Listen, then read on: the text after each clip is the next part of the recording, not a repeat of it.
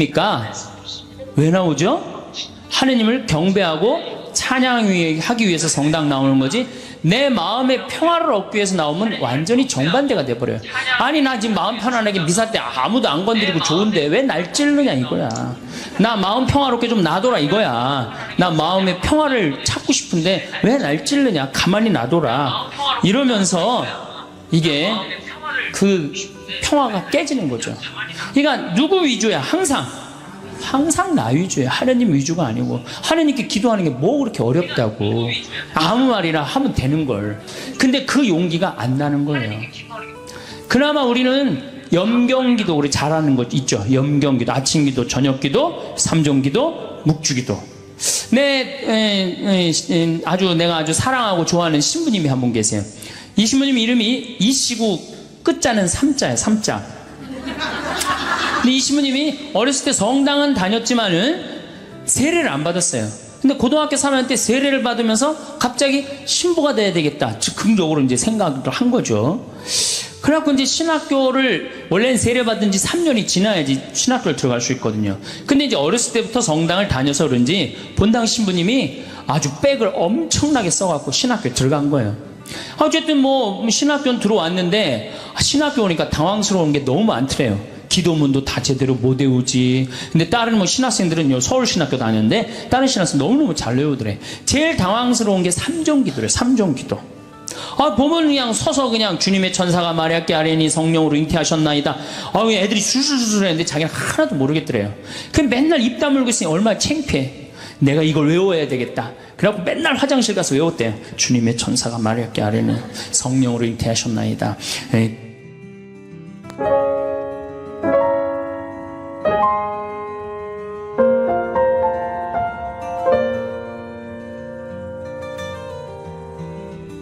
그럼 우리는 춤도 안 추고 노래도 안 한단 말이에요. 그렇다면 우리는 정말로 자유기도는 잘합니까? 자유기도는 잘해요? 구역반 모임 때 제일 힘든 게 뭐예요? 그 자유기도 하면 그냥 서로 눈치 보고 그냥 서로 미루고 이거 할까 말까 그러다가 못하고 지나가는 경우도 굉장히 많아요. 우리 평창에 레지오 단원들 피정 많이 옵니다. 1박 2일 또 하루 피정 이렇게 많이 와요. 그러면은 이게 평창은, 여기는 이렇게 날씨 변화를 많이 못 느끼지만 우리 이렇게 시골로 가면 갈수록 그날의 변화를 너무 많이 느껴요. 그래갖고 이제 날이 너무너무 좋아갖고 내가 이렇게 합니다. 하느님께서 이렇게 좋은 맑은 날을 주셔서 너무너무 감사하니까 우리 하느님께 우리 보편지향 기도를 하자고. 그래 내가 딱 제안을 했는데 보편지향 기도를 써놓지 않았다. 준비를 하지 않았다.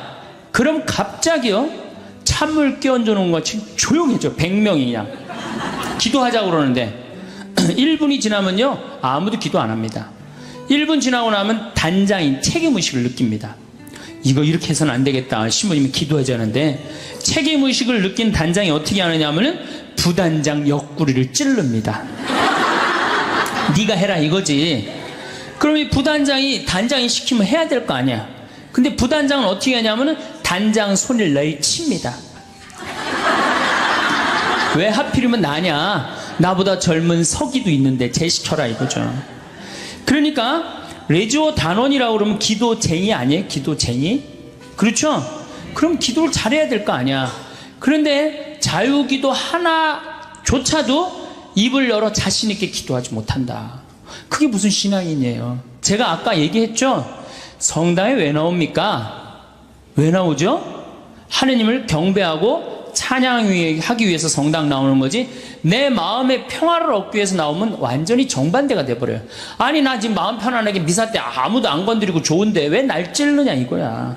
나 마음 평화롭게 좀 놔둬라 이거야. 나 마음의 평화를 찾고 싶은데 왜 날 찌르느냐, 가만히 놔둬라. 이러면서 이게 그 평화가 깨지는 거죠.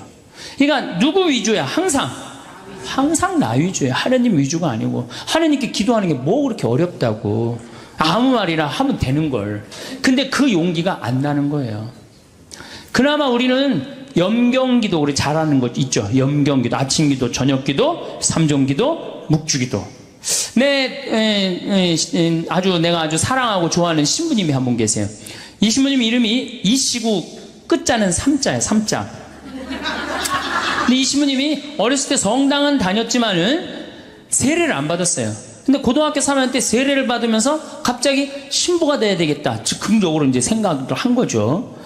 그래갖고 이제 신학교를, 원래는 세례 받은 지 3년이 지나야지 신학교를 들어갈 수 있거든요. 근데 이제 어렸을 때부터 성당을 다녀서 그런지 본당 신부님이 아주 백을 엄청나게 써갖고 신학교에 들어간 거예요. 어쨌든 뭐 신학교는 들어왔는데 신학교 오니까 당황스러운 게 너무 많더래요. 기도문도 다 제대로 못 외우지. 근데 다른 뭐 신학생들은 서울신학교 다녔는데 다른 신학생 너무너무 잘 외우더래. 제일 당황스러운 게 삼종기도래. 삼종기도. 보면 그냥 서서 그냥 주님의 천사가 마리아께 아뢰니 성령으로 잉태하셨나이다. 애들이 술술술 했는데 자기는 하나도 모르겠더래요. 그 맨날 입 다물고 있으니 얼마나 창피해. 내가 이걸 외워야 되겠다. 그래갖고 맨날 화장실 가서 외웠대요. 주님의 천사가 마리아께 아뢰니 성령으로 잉태하셨나이다. 주님의 종이 오니 그대로 저의 이의 말씀이 사니 우리 가운데 막 이제 완벽하게 외웠대요. 그래갖고 이제 완벽하게 외워갖고 딱 하려고 그랬더니 갑자기 천상에 모여 기뻐하소서 알렐루야를 하더래요. 부활식이나 삼종기도가 바뀐 거야.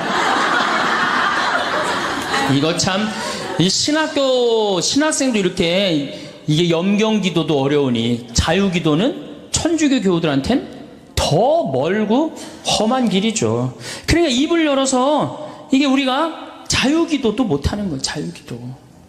자유기도를 못할 양이면 우리 신앙의 성도들이 한 시편이라도 좀 제대로 외워야 되는데 시편 하나 마음속으로 외워갖고 답답할 때 그런 시편 하나도 성당에서 못한단 말이야. 시편 하나도. 그저 그냥 성당에 앉아갖고 이거 해주십시오, 저거 해주십시오, 이거 잘못했습니다, 다시는 안 그러겠습니다. 얼마나 이게 낮은 신앙의 영혼을 가지고 있는 건데요. 발전이 없잖아요. 시편 8편 인간이 무엇이기에 이토록 기억해 주십니까? 사람이 무엇이기에 이토록 돌봐 주십니까? 얼마나 좋아요. 그럼 하나만 외워도 얼마나 좋아요. 그렇죠? 시편 16편 하느님 저를 지켜줘서 당신께 피신합니다. 주님께 아뢰입니다. 당신은 저의 주님, 저의 행복, 당신밖에 없습니다. 막 세상 사람들 속색이 그러면은 이런 거 한 편 외우면 얼마나, 당신의 행복, 주님께 피신하면 훨씬 낫다. 사람을 믿기보다 훨씬 낫다. 주님, 당신은 저의 행복입니다. 얼마나 좋아요. 시편 19편 제가 제일 좋아하는 거예요. 하늘은 하느님의 영광을 이야기하고 창공은 그분 손에 솜씨를 알리네. 낮은 낮에게 말을 건네고 밤은 밤에게 지식을 전하네. 말도 없고 이야기도 없으며 그들 목소리조차 들리지 않지만 그 소리는 온 땅으로, 그 말은 누리 끝까지 퍼져나가네. 저는 이 시편을 왜 좋아하느냐면요, 제가 이렇게 자연 안에서 살면서 느끼는 게 뭐냐면 하느님의 소리 없어요. 그렇지만 그 기운이 온 누리에 퍼져 있는 걸 느껴요. 이게 하느님의 소리가 비록 소리도 없지만 이 온 세상으로 퍼져가는구나. 낮은 낮에게 말을 전하고 밤은 밤에게 지식을 전하고. 얼마나 좋은 시편이에요. 온 누리에 하느님의 기운이 들어있고, 그게 말로 한다고 여러분들 하느님을 느끼는 게 말로 들려요?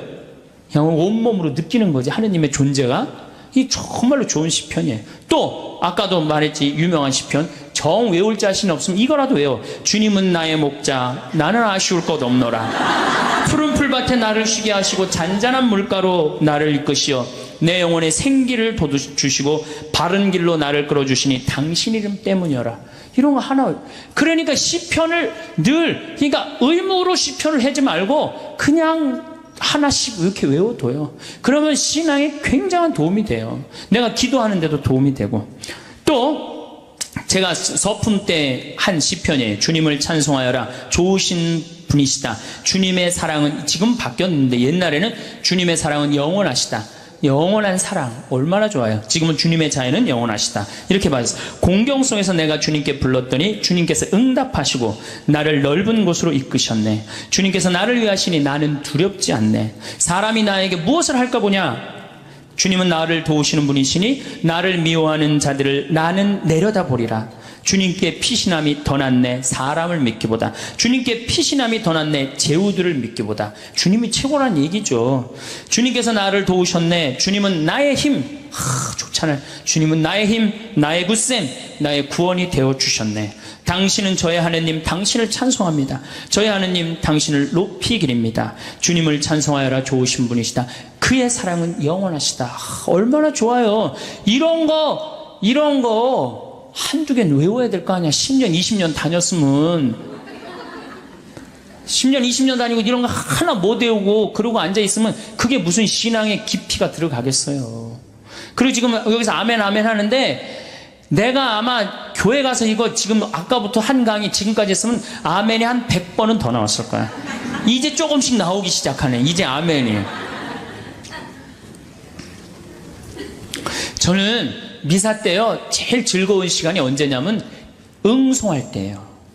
얼마나 아름다워요. 그 시편이.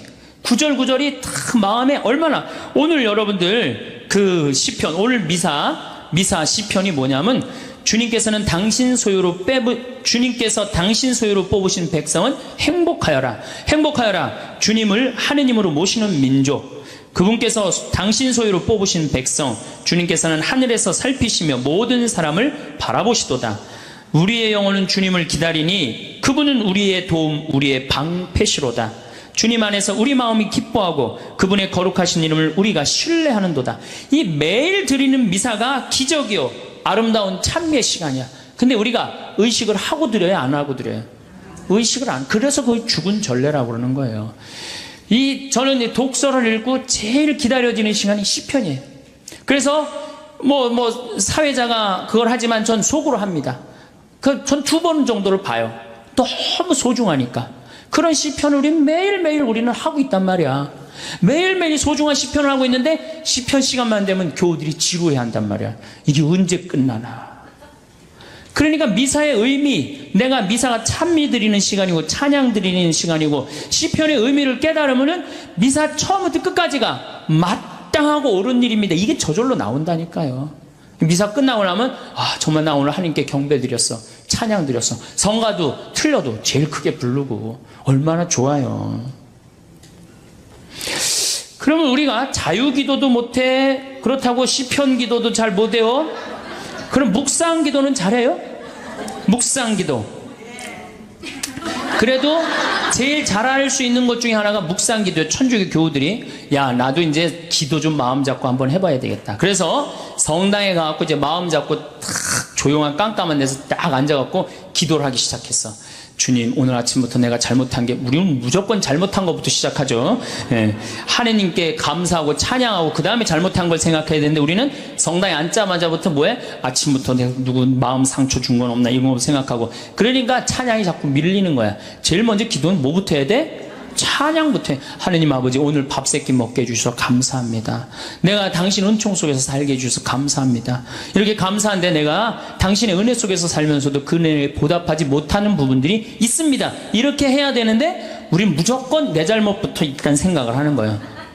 어쨌든 그리고 이제 성당에 앉아갖고 다 묵상 기도를 무지하게 오래 했어. 하느님 생각도 좀 들어보고 내 얘기도 해보고. 그래갖고 그냥 무지하게 오래 했다고 생각하고 시계를 딱 봤는데 나는 1시간 했다고 생각했는데 시계 보니까 몇 분 지나? 10분도 안 지나는 경우가 허다해요. 그렇죠? 그냥 1시간 기도하라 그러면 1시간 기도를 어떻게 해야 되는지 모르는 경우들도 많아. 이게 묵상을 들어갈 수가 없는 거야. 불교에서는 선하잖아요. 이게 불교뿐만 아니라 모든 종교가 뭐예요? 숨 쉬는 게 가장 중요해요. 숨 쉬는 게. 우리가 기도할 때 숨을 잘 쉬면서 기도해야 되거든요. 하느님이 인간을 창조하시고 뭐를 불어넣으셨다고 그래요? 숨을 불어넣었다. 그러니까 내가 숨 쉬는 걸 숨이 들어오자마자부터 내가 쉬기, 생명이 이게 뛰기 시작한 거란 말이야. 그러니까 내가 지금 숨 쉬는 거는 하느님의 생명을 쉬는 거예요. 그러니까 숨을 잘 쉬어야 돼요. 더욱이 신앙인들이라면 1년 세례받은 지 1년 지난 사람의 숨하고 10년 지난 사람의 숨하고는 틀려야 돼요. 또 20년 성당 다닌 사람은 숨은 또 틀려야 돼.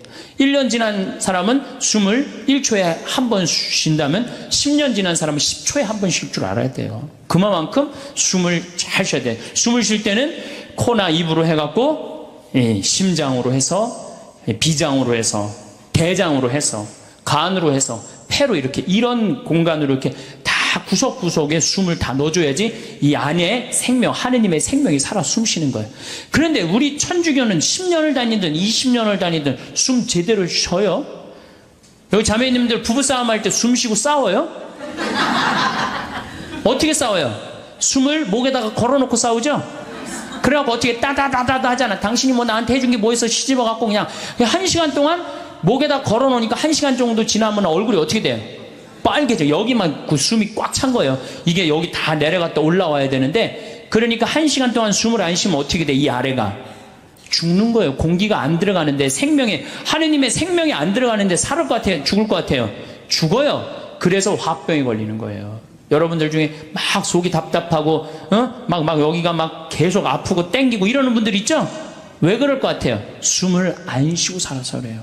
그러니까 천주교들은 부부싸움 할 때도 이게 숨 싸우는 게 틀려야 돼. 숨을 제대로 쉬고 싸워야 돼. 당신이 말이야, 내가 시집 와갖고 말이야,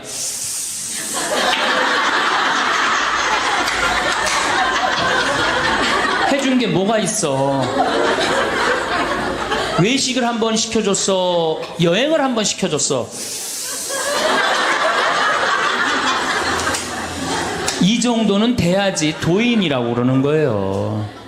근데 우리는 10년, 20년 성당 다니면 뭐해? 싸울 땐 목에다가 숨 걸어놓고 그냥 막 해대고 따다다다다다 하는데, 이 세상은 넓은 수도원이에요. 여러분들은 돛 닦는 거예요. 저나 여러분들은 돛 닦는 거예요. 그래서 정말 하느님 20년, 30년 믿었으면은, 그 정도 믿으면 완전히 이제 하느님과 하나가 돼갖고 숨도 정말로 잘 쉬어야죠. 그래서 옛날에 스님들은 산속에 짐승들 많아도 산속에 들어가도 하나도 안 위험했대요. 왜냐하면 정말로 도가 깊은 스님들은 1분에 한 번 숨 쉬었다는 거. 천천히. 그래서 내가 몸이 안 좋은데 이 숨을 느껴야 돼요. 내가 이렇게, 저는 우리 교우들한테 이 기도를 평창에서 가르쳐 주는데, 천천히 쉬면요 다 느껴져요. 간에, 위에, 폐에 정말로 생명이, 하느님의 하느님의 생명이 다 공급되는구나, 그런 걸 다 느껴요. 그러니까 스님들은 산에서 내가 오늘 밤에 참선을 해야 되겠다, 돌에서 탁 소하면 1분에 한 번씩 숨 쉬는 거야. 그럼 짐승들이 스님을 공격하다가 같이 숨을 맞추는 거, 1분에 한 번씩 자기도 쉬는 거야. 새벽에 깨보면 다 죽어 있는 거야, 얘네들이.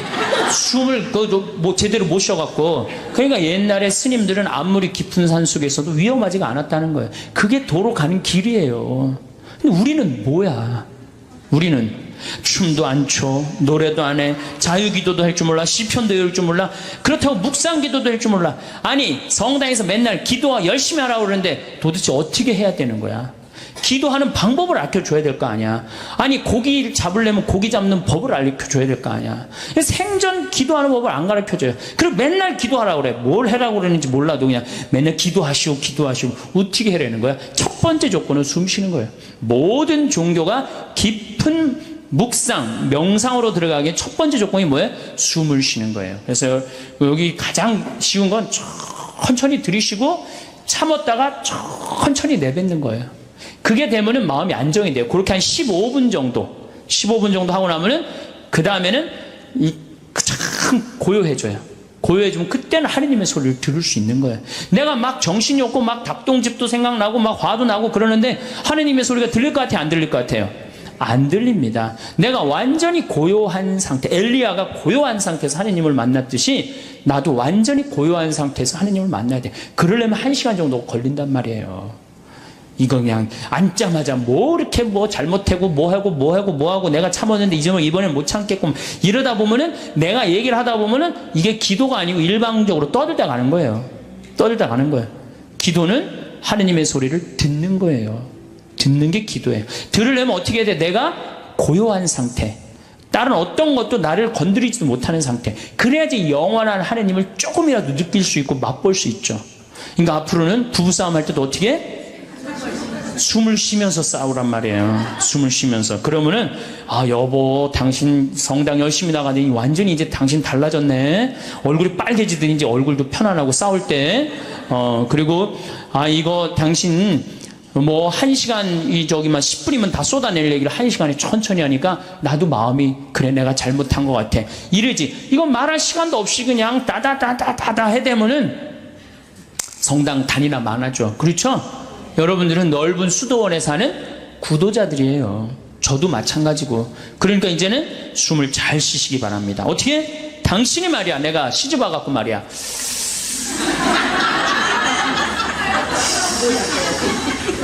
해준 게 뭐가 있어? 이러면은요, 부부싸움 100번 할 거요, 2번도 안 합니다. 자식한테 100번 싸울 거, 1번도 안 싸우게 돼요.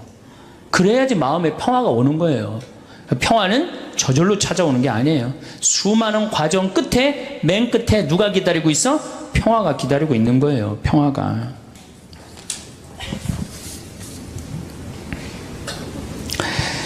자, 이제 춤도 안 춰, 노래도 안 불러, 자유기도도 할 줄 몰라, 하느님을 향한 인간의 마음을 표현하는 시편도 하나도 외울 줄 몰라, 묵상기도도 할 줄 몰라. 이렇게 하면서 하느님을 믿고 신앙생활을 한다고 말하는 사람은 깜깜한 밤에 등불 없이 가는 거하고 똑같은 거예요. 우리 신앙의 인도자 등불은 누구야? 춤과 노래와 시야. 그러니까 여러분들 그걸 충분히 이용하세요. 물론 성서도 있고 성사도 있고 우리 천주교는 좋은 게 너무너무 많아요. 정말 굉장히 풍요로운 종교예요.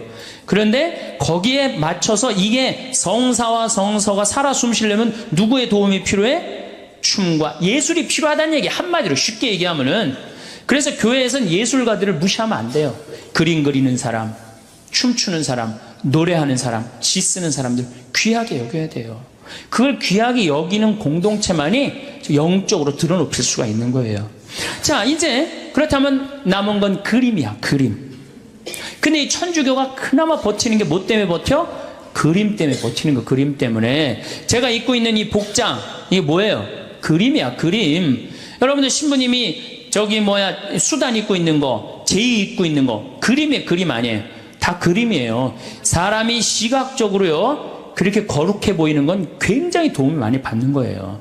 특히 수녀님들, 수녀님 복장 입고 있는 거, 그림 중에 제일 이쁜 그림이에요. 천주교 그림 중에. 그래서 수녀님들이 얼마나 그 그림 효과가 좋으냐면, 신부가 아무리 로망칼라 차고 지나가도요, 다 이거 보자 그래요. 검문할 때 신부는 소용없어, 로망칼라. 근데 수녀님만 딱 옆에 타시면 프리패스예요. 수녀님은 그림 중에 최고 그림이에요. 그런 게 다 그림이야. 신앙에 도움이 되는. 또 우린 스테인드 글라스도 있고, 그렇죠?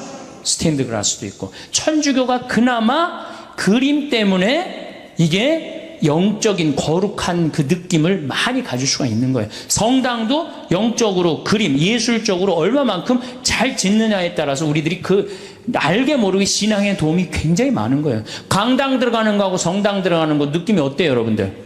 틀리죠? 그게 다 뭐 때문에 그래? 그림 때문에 그런 거예요. 그림 때문에. 그림은 굉장히 중요한 거예요. 제가 이콘을 좀 오늘 조금 설명을 드릴 건데, 이 이콘 보면은 이거는 메나스라는 이 수도원 6세기 때 이콘이에요. 잘 안 보이시죠? 이건 예수님인데, 보시면은 예수님은 성소를 갖고 있고, 이 수도원은 서약서를 갖고 있는데, 이 그림에 보면 이 눈이 어때요, 여러분들? 제정신인 눈 같아? 제정신이 아닌 눈 같아요? 약간 막간 눈 같지 않아요?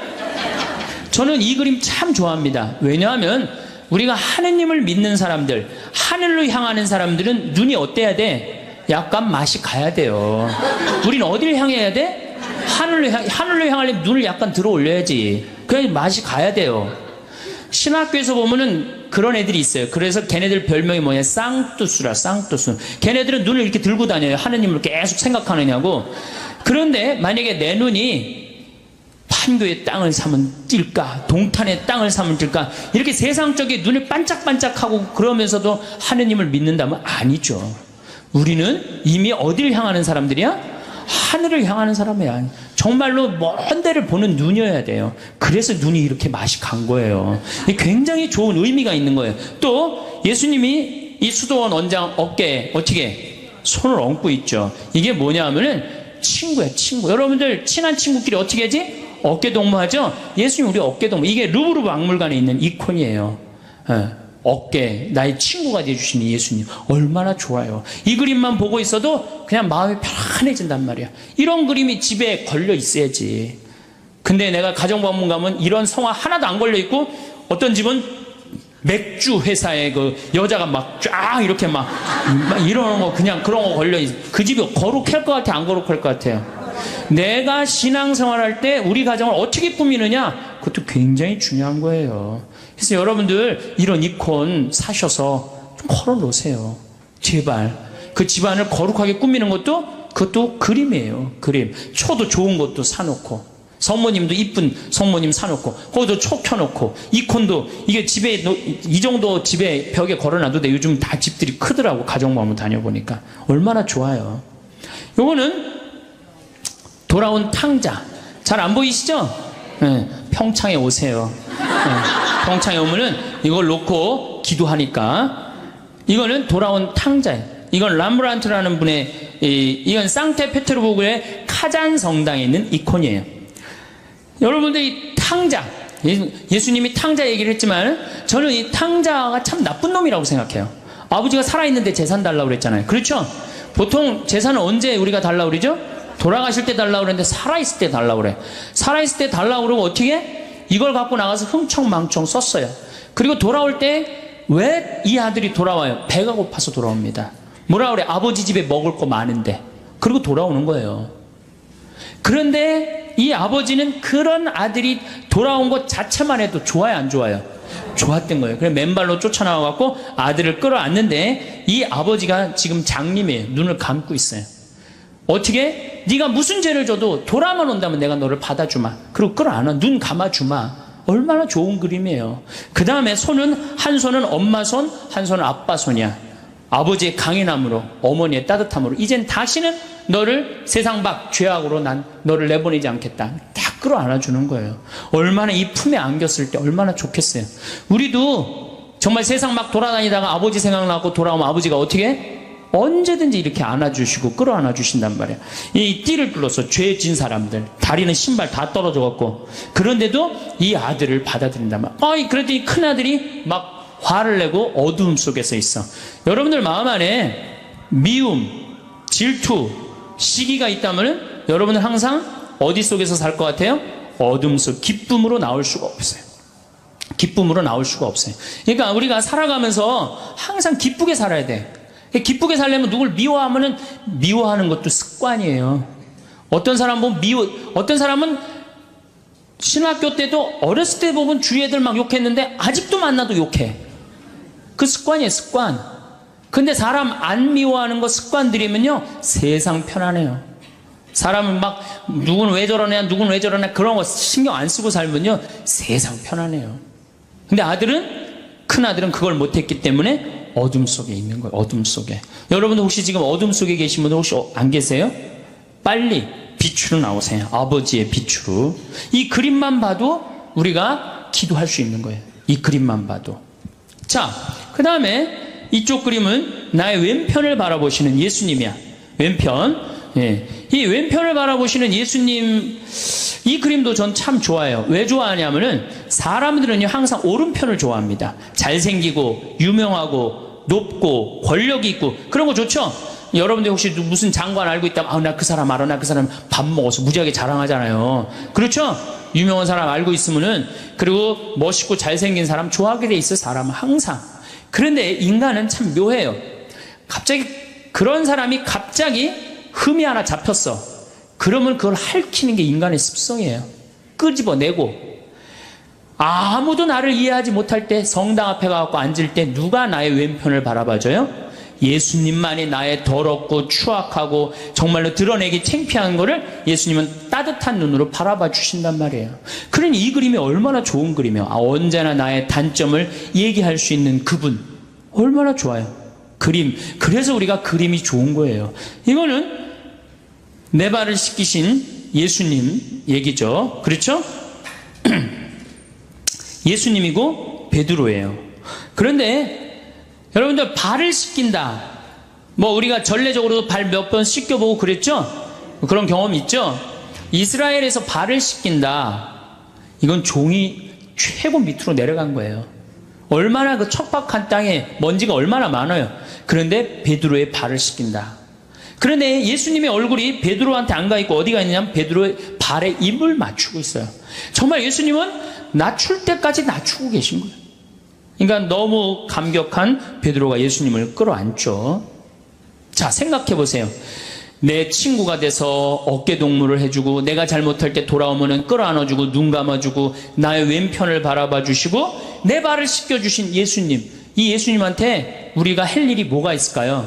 감사드리고 찬양드려야지. 여기다 또 뭘 시켜? 우리 예수님 너무 시켜먹는 거 아니에요? 이제 그만 시켜야 돼요. 여기 이제 예수님은 마지막에는 우리 인간을 위해서 어떻게 하셨어? 십자가에 당신의 목숨을 바치셨어요. 이 예수님께 우리가 경배드리지 않는다면, 우리가 이 예수님께 감사드리지 않는다면, 우리가 이 예수님께 찬양드리지 않는다면 우리가 무슨 신앙인이에요? 우리들은 성당에 나오는 이유가 마음의 평화를 얻기 위해서 나오는 거 아니에요. 이 받은 은혜가 너무 많은 예수님께 감사드리고 찬양드리기 위해서 나온 거예요. 그래서 우리가 앞으로 할 수 있는 말 중에 가장 많은 말은 뭐야? 감사합니다. 찬양합니다. 경배합니다. 당신의 은총 너무너무 감사합니다. 그러다가 정 필요한 게 있으면은 그렇게 하다가 끝에 내가 요즘 우리 아들이 요새 고등학교 3학년이라 시험을 보는데 우리 아들 마음을 좀 차분하게 해주십시오, 주님. 시험 잘 보게 해달라는 것도 그것도 기복이죠. 시험 잘 본 거 지가 노력해야지 잘 보지, 예수님이. 그래서 제가 가끔 성령 세미나 때 여기 앞에 앉아있는 분들한테 여러분들 여기 왜 나왔냐고 제가 물어봐요. 병 고치려고 나왔대요. 병 고치려면 산에 가야지 왜 성당에 와? 그러면 예수님이 눈 아플 때 눈 고쳐주고, 배 아플 때 배 고쳐주고, 다리 아플 때 다리 고쳐주고, 아플 때마다 고쳐줘요? 아니죠? 예수님은 아플 때마다 고쳐주는 분이 아니에요. 건강은 내가 챙기는 거지 하느님이, 물론 은총으로 인간의 한계를 어쩔 수 없을 때 예수님이 은총을 주셔서 고쳐주실 때 있어요. 많아요, 그런 경우. 그런 경 참 많습니다. 저 그런 경우 많이 봤고, 다음 시간에 내가 그런 예만 또 이제 들을 거예요. 그런 예만 들을 건데 참 많아요. 그런데 그게 계속 이어져. 그 사람은 신앙인 아니에요. 그 사람은 신앙인일 수가 없어요. 진정한 신앙인은 그런 거조차도 하나님께 간구하지 않는 거예요. 알아서 해달라고. 당신이 알아서 해달라고. 예. 예수님이 마지막 골고타 언당에서 뭐라고 그러셨어요? 아버지, 이 쓴 잔을 저에게서 거두어주소서. 그러나 제 뜻대로 마시고 아버지 뜻대로 하소서. 근데 우리는 항상 하느님 뜻은 생각하지 않고 하느님의 뜻을 실천하려고 덤벼드는 게 아니고, 하느님이 누구 뜻을 실천해야 돼? 내 뜻을 실천해야 돼. 성당에 왜 나왔다고요? 마음의 평화를 얻기 위해서? 아닙니다. 성당에는 하느님께 경배드리기 위해서, 하느님께 찬양드리기 위해서 나온 거예요. 그리고 그 다음은 내 영혼이 구원받기 위해서 나오는 거예요. 내 영혼이. 그 얘기는 내가 다음 시간에 여러분들한테 또 할 거예요. 내 영혼이 구원받기. 그림이라는 게요, 우리 신앙에 굉장한 도움을 줍니다. 제가 능평성당이라고 경기도 광주에 있는 성당인데, 거기에 참 재미난 일이 있었어요. 그 능평성당에 그 관할 안에 미술관이 하나 있었어요. 미술관이 하나 있어갖고 초청장이 왔어요. 저는 굉장히 그런 거 가는 걸 좋아합니다. 갔는데 그 따삐라고 직조, 실로 이렇게 짜는 거 있죠. 그게 딱 하나 걸려 있는데, 가시 그게 걸려 있는데 내 가슴이 막 두근두근 뛰는 거예요. 막 벌렁벌렁 거리고. 제가 예술품을 보고 또 언제 벌렁벌렁 거렸느냐 하면은 석굴암을 보고 벌렁벌렁 거려서, 석굴암에 계신 부처님, 정말로 기가 막힌 작품이에요. 그 1500년 작품이지만은 가슴이 막 벌렁벌렁 뛰는 거예요. 그 석가모니의 그 부처님의 그 인자한 눈, 편안한 몸, 정말 우리나라 사람들 대단한 정말 예술을 갖고 있는 거예요. 내가 그 석가모니 안에 석굴암 안에 있는 부처님을 보면서 진짜 가슴이 벌렁벌렁 거렸어요. 그리고 난 다음에 또 그 가시관을 보고 가슴이 벌렁벌렁 거렸어요. 그래서 이 작품 하시는 교수님이 홍익대학 송번수라는 교수님인데, 내가 그 교수님한테 그랬어요. 나는 이 작품 보고 너무너무 가슴이 떴는데 당신의 이런 기가 막힌 작품을 내가 성당을 곧 질 텐데 내 성당에다가 하느님께 봉헌하고 싶다. 그리고 이제 1년 반이 지났어요. 1년 반이 지나고 난 다음에 성당이 이제 설계가 나왔을 때 설계와 동시에 갔어요. 내가 성당을 짓는데 교수님 작품을 걸고 싶다고 얘기를 하지 않았느냐. 이제 걸고 싶다. 그랬더니 교수님 깜짝 놀라는 거예요. 말만 했는 줄 알았더니 그때만 해도 제가 8, 9년 전이니까 한참 지금도 젊지만 그때는 더 젊었죠. 예. 깜짝 아주 새파랗고 젊은 신부가 당돌하게 와갖고 이렇게 얘기를 하는데 근데 그 교수님이 좋다. 내가 신부님 성당에다 베네딕토 나하고 본명이 같아. 내가 성당에 봉헌하겠다. 근데 교수님 문제가 하나 있다. 무슨 문제가 있냐면 난 가난한 성당의 본당 신부이기 때문에 돈이 없다. 오로지 있는 건 마음밖에 없다. 근데 이분 작품이 어디에 지금 있냐면 LG 아트센터 가보셨어요? 거기에 있는 작품이 그분이 하신 거예요. 그 다음에 아산 그 삼성에서 하는 그 병원의 그 작품. 그러니까 그분이 한 번 작품하면 보통 20억 30억짜리를 하세요. 작품을 한 번 하면. 난 아무것도 몰랐지. 그리고 그 가시가 무슨 작품이었느냐, 이 헝가리 부다페스트 천년제를 수도 설정 천년제를 기념해 갖고 세계 탑비전에 대상 탄 작품이에요. 그러니까 내가 보는 눈이 있었던 거지. 전 심사위원이 5명이 심사위원인데 한 명도 이 컴플레인을 안 하고 만장일치로 된 작품이에요. 그 기가 막힌 작품이죠. 그 기가 막힌 교수님 선생님 작품을 성전에다가 그 농사꾼 신부의 유럽에 가다 그 책에는 그 사진을 내가 넣어놨어요. 그 사진을 넣어놨는데 기가 막혀요. 그게 4m에 4m야. 1년 동안 짠 거예요. 1년 동안. 실을 4m면 이거보다 훨씬 크죠. 그 성당이 내가 성당을 이렇게 조립식으로 성당을 이렇게 졌는데 그게 4억 들어갔는데 그 작품이 4억이 훨씬 넘어요. 그러니까 성당보다 작품값이 더 큰 거야. 근데 그분이 실값만 받고 그걸 봉헌해 준 거예요. 실값만. 대단하죠. 오로지. 그래갖고 이제 교수님하고 둘이서 작품이 완성됐을 때 그 앞에서 술을 먹고 둘이서 춤을 추고 노래했던 기억이 나요. 이 노래하고 춤추는 게 좋은 거예요. 그래서 그 머리 하얀 교수님하고 새파란 신부하고 정말로 제 인생의 큰 추억이에요. 아주 큰 추억이에요. 그래서 지금 능평성당에는 그 미안의 면류관, 제목이 미안의 면류관이에요. 미안의 면류관이 지금 걸려 있어요. 내가 그 성당 아직도 이제 못 가봤는데 내가 졌지만 내가 한 번도 못 가봤어요. 아직. 이제 다음 달에 강의가 있어서 이제 갈 건데 거기에 가만히 앉아 있으면 예수님의 온갖 삶이 다 느껴져요. 온갖 삶이. 여러분들 이제는요, 여러분들이 예수를 사랑하시면 좋을 것 같아요. 예수를. 그래서 이제 성가도 춤도 노래도 시도 열심히 그림도 열심히 하는 그런 사람들이 될 때 우리가 하느님께 다가가는 거예요. 제가 우리 교우들한테 이런 이제 강의를 이제 한 지가 한 2달 전부터 이런 강의를 제가 시작을 했어요. 왜 이런 강의를 제가 하기 시작을 했느냐면 지금 이슬람교가 천주교를 앞질렀습니다. 이슬람교가 인구면에 있어서 이슬람이 훨씬 많아요. 이슬람을 가만히 들여다보니까 철저해요. 신앙생활을 철저하게 해요. 신앙생활을. 근데 천주교를 보니까 점점 더 느슨해져. 막 그야말로 이게 진짜 성당 다니는 사람인지 안 다니는 사람인지 구분도 안 될 정도로 완전히 느슨해지는 거예요. 이렇게 느슨해지다가는 하느님과의 관계가 점점 더 멀어질 수밖에 없어요. 우리도 철저하게 신앙생활, 하느님을 믿는, 우리 신앙 성도들은 하느님을 믿는다는 이유 하나로 어떻게 살으셨어요? 이 순교자 성은 죽는 게 문제가 아니고, 죽는 건 뭐 그냥 죽으면 되는 건데 어떻게 다 산속으로 다 피해 들어갔어요. 옛날에 다 양반집이 다 믿었죠? 산속으로 들어가면은 출세할 길이 있어요, 없어요? 출세할 길이 없어요. 그래서 100년 동안 출세를 못했어요. 천주교 교우들은 100년 동안 세상에 나오지 못했다고, 하느님을 믿는다는 이유 하나로. 하느님을 믿는다는 이유 하나로. 근데 우리는 요즘 자녀들한테 신앙교육을 어떻게 시켜요? 고등학교 3학년만 되면은 성당 안 나가면 슬그머니 눈 감아버린단 말이야. 1년 동안만 네가. 그러니까 이게 하느님을 왜 믿는지를 모르는 거지. 뭐가 중요한지 모르는 거지. 제가 오체투지 라싸까지 2100km를 가는 그 모습을 보면서 참 많은 걸 느꼈어요. 제가 우리 성지순례, 우리나라 성지순례 다 지금 제대로 다니는 성지순례 하나도 없어요. 성지순례는 원래 걷는 거예요. 아니 3번 걷고 1번 절하는 건 안 하더라도 걸어는 가야 될 거 아니야. 걸어. 근데 우리 성지순례 어떻게 가?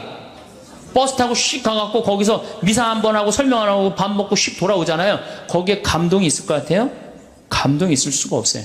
제가 능평 본당 신부 할 때 교우들한테 그랬어요. 성지순례 가자고 그래서 제가 계속 관두자. 그래서 딱 9월 달에 성지순례를 했어. 어떻게 성지순례를 했냐면은 전체 교우들을 다 세남터에서부터 미리네까지 걷게 했어요. 세남터에서 미리네까지. 어떻게 걷게? 목, 금, 토, 일 4일 동안을 걷는 거예요. 어떻게 걸어? 저녁 7시에 퇴근해갖고 애들 다 학교 가는 애들 다 일찍 나오고 직장 퇴근하면 다 나와요. 그래갖고 세남터까지 버스로 데리고 가요.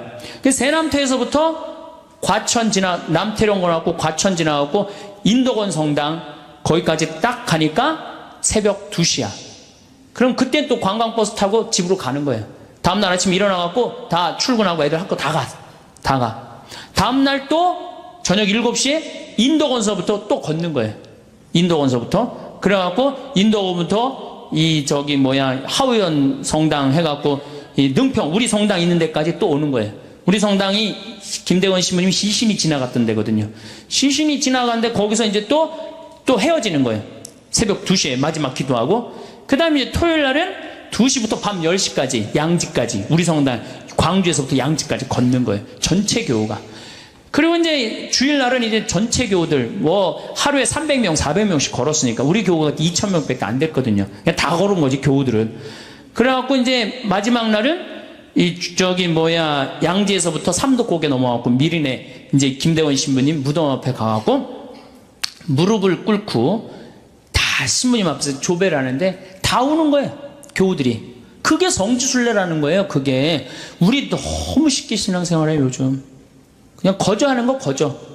그러니까 쉽게 신앙생활하니까 하느님을 깊게 느끼지도 못하고 쉽게 떠나고. 그래서 여러분들 이제는 신앙생활의 본질을 우리가 잡아야 돼요. 그건 너무너무 쉬워요. 천주교 요리문답 1조만 생각하면 돼. 사람이 무엇을 위하여 낳느냐? 천주를 알아 공경하고 자기의 구원을 위하여 낳느니라. 그래서 이제 천주님을 공경하는 데는 우리가 뭘 해야 돼? 찬양, 성가 부르고 춤춰드리고. 춤은 밤 10시에 성당 가서 이제 다 문 걸어 잠고 추세요. 예? 밤 10시에. 예. 그리고 성가도 그래요. 저는 성가를 혼자서 성당에서 1시간씩 부르는 걸 참 좋아해요. 그냥 내가 아는 노래 그냥 다 부르는 거예요. 성당에서. 요즘 성당에 교우들이 많이 와갖고 잘 부르지는 못하지만은 그래도 옛날에는 성가 1시간, 2시간 부르고 나면 그렇게 행복해요. 여러분들도 그렇게 성가 부르세요. 그리고 집에서도 불러 좀. 제발. 오늘 밤에 당장에 순교자 성월이니까 장하다, 순교자, 설화벌, 예터절에 저녁에 집에서 부르란 말이에요. 예? 그래야만이 내가 신앙이 뜨거워지는 거예요. 예. 그럼 막 성가 부르는데 막 밤 9시, 막 9시 반 막 너무 뜨거워. 그럼 바로 그 뜨거운 마음을 성당에 가갖고 제일 예쁜 옷을 입고 가갖고 딱 춤추고 딱 들어오란 말이야. 그러면은 하느님과의 관계가 제대로 형성이 되는 거예요. 그리고 여러분들 시편 기도 좀 하고 아침에 일어나고 그 시편 다 처음부터 끝까지 읽지 마시고 하나만 펴도 좋은 내용이 너무너무 많아요. 그냥 내 마음을 그대로 표현하는 시편들이 천재야. 150편까지 여러분들 보십시오. 아주 기가 막힙니다. 그러니까 시편 하나씩 읽고 얼마나 좋아요. 또 저녁에 주무실 때 어떻게 숨을 천천히 2번 들이쉬고 4번 내뱉고 다음에 4번 들이쉬고 8번 내뱉고 천천히 나눠서. 그러니까 숨 한 번 쉴 때 1분 내지 2분 정도 천천히. 그러면 내 마음이 온전히 고요해진단 말이에요. 그럴 때 마지막에 촛불 켜놓고 기도하고 주무신다면 여러분들이 정말 얼마나 행복하겠어요. 하느님과의 만남도 친숙해지고. 그거 너무너무 쉽죠. 그 다음에 그림. 이제 집에 가서 맥주 그 사진은 다 떼어버리고 이콘 이거 좀 비쌀 거예요. 한 2만원 3만원 정도 될 거예요. 비싸지도 않지 사실은. 2만원 3만원 하면은 그거 사다가 아이방에도 하나 걸어주고 그 다음에 집에 집에도 거실에도 하나 걸고 이렇게 여러분들이 집안을 거룩하게 가꾸고 신앙의 분위기로 완전히 돌려놓을 때 여러분들은 정말로 신앙인다운 예수님 보시기 이쁜 그런 신앙인이 될 수 있습니다. 21세기는 여성의 시대고 노인의 시대고 서비스, 웰빙의 시대입니다. 또 21세기는 환경의 시대입니다. 이 네 가지만 잘 이해한다면 21세기를 살아가는 여러분들이 아마 행복하게 사실 수 있지 않을까 싶습니다. 제가 서울교구에 많이 강의를 했기 때문에 제 강의를 들은 분들이 많으시리라 생각을 합니다. 21세기의 여성의 시대를 우선 살펴보면 2006년에 판사가 110명이 임명이 됐는데 그중에 남자가 56명, 여자가 54명. 그러니까 둘 중에 하나가 여자라는 거죠, 여자가. 2007년에는 판사가 90명이 임명이 됐는데 남자가 32명, 여자가 58명. 그러니까 여자가 2배가 많은 거예요. 근데 2007년에 외모고시는 31명이 합격을 했는데 남자가 10명, 여자가 21명. 그러니까 뭐든지 지금 여자가 2배로 합격률이 높습니다. 제가 어디 강의를 갔는데 강의가 끝나고 난 다음에 어느 중학교 선생님이 저를 찾아왔어요. 신부님, 우리 학교에 큰일이 났습니다. 뭐가 이렇게 큰일이 났습니까? 그랬더니 남자 학부형들이 대책회의를 한대요. 무슨 대책회의를 하냐? 1등부터 10등까지는 여자아이들이 하고 11등부터 남자아이들이 한대요. 그래갖고 어떻게 하면 우리 아들을 10등 안으로 집어넣을 수 있을까? 그 대책회의를 한대요. 그래서 21세기는 정말로 여성의 시대다. 왜 여성의 시대가 왔느냐? 왜 남자아이들이 시험을 못 보느냐? 조사를 해봤는데 이유는 딱 한 가지래. 컴퓨터 게임 때문에 그렇다고 그래요. 지금 중고등학교 아이들 모든 가정의 갈등의 원인은 컴퓨터 게임입니다. 그 다음에 또 남자의 특성 중에 하나는 개떼처럼 몰려다니는 걸 좋아한대, 남자들. 그러니까 이 여자아이들하고 경쟁해서 이길 수가 없다는 거예요. 그러니까 지금 초등학교, 중고등학교 아이들에서는 지금 훨씬 더 많이, 이미 미국은 하버드 대학에 여학생이 더 많이 합격을 하고 있죠. 이렇게 살기 좋은 세상에 왔는데 우리나라 여자들은 사회에 참여하지 않습니다. 16대 국회의원 때 우리나라 여성 국회의원이 16명이었어요. 300명 중. 17대 39명이었어요. 10% 겨우 넘었습니다. 스웨덴은 47%, 덴마크는 28%. 그러니까 잘 사는 나라일수록 어때요? 여성의 사회 참여율이 높습니다. 근데 우리나라는 이렇게 살기 좋은 세상에 왔는데 우리나라 여성들은 사회에 관심이 없어요. 엎어지든 뒤집어지든 대운하가 되든 말든 그게 그렇게 중요하지 않습니다. 정말 중요한 건 뭐예요? 자식 교육. 여기에 미쳐 있어요. 또 하나, 텔레비전. 이 두 가지에 미쳐 있어요. 이게 정신이 없는 거예요. 이 자식 교육을 보면은 우리나라 여성들이 얼마나 자식 교육에 미쳐 있느냐 하면은 요즘 엄마들은 애를 하나밖에 안 놓잖아요. 하나밖에 안 놓으니까 임신을 딱 하는 순간 내가 하느님께서 나에게 정말로 생명을 주셨구나. 이 생명이 세상에 나와서 행복하게 살았으면 좋겠다. 이 자연을 마음껏 누리고 살았으면 좋겠다. 이런 생각 안 합니다. 임신하는 순간 내 뱃속에 서울대학 C가 들어왔다고 생각을 해요. 서울대학 C가. 이 C를 잘 꼽혀갖고 서울대학에 집어넣어야 된다고 생각을 해요. 그래서 이 C한테 글자를 가르치기 시작합니다. 도화지에 이렇게 써놓고 대한민국, 대통령, 판사, 좋은 건 다. 요즘은 2개 국어를 할 줄 안다고 애들이 뱃속에서 알아듣는다고 영어로 How are you today, my baby? It's cold. 요즘 춥다 이거죠. 그리고 영어로 얘기를 한다는 거예요. 그러니까 얘는 뱃속에 있으면서부터 교육을 받습니다. 이걸 뭐라고 그러냐면 태교라고 그러죠. 참 불쌍한 아이들이죠. 엄마의 태를 열고 세상에 나왔어요. 세상이 얼마나 이뻐요. 구름도 예쁘고 지금 달이 너무너무 이쁘게 떴더라고요. 달도 이쁘고 별도 이쁘고 비도 이쁘고 눈도 이쁘고 그 이쁜 걸 아파트 베란다 창문을 통해서 보고 싶은데 이 잔인한 엄마들이 너는 세상을 볼 시간도 없고 자격도 없어. 그래서 아파트 베란다 창문, 큰 창문의 한쪽에는 가나다라마바 차타카트를 붙여놓고 또 반대 창문에는 A, B, C, D, E, F, G를 붙여놓는단 말이에요. 누워서 모빌이 돌아가는데 기역, 니은, 디귿, 리을이 돌아가요. 창문을 봐도 글자, 모빌이 돌아가는데도 글자. 겨다닐만 할 때 되면 우리 엄마들이 어떻게 하느냐? 텔레비전에는 텔레비전이라고 그 밑에다 써놓고, 의자에는 의자라고 써놓고, 냉장고에는 냉장고라고 써놔요.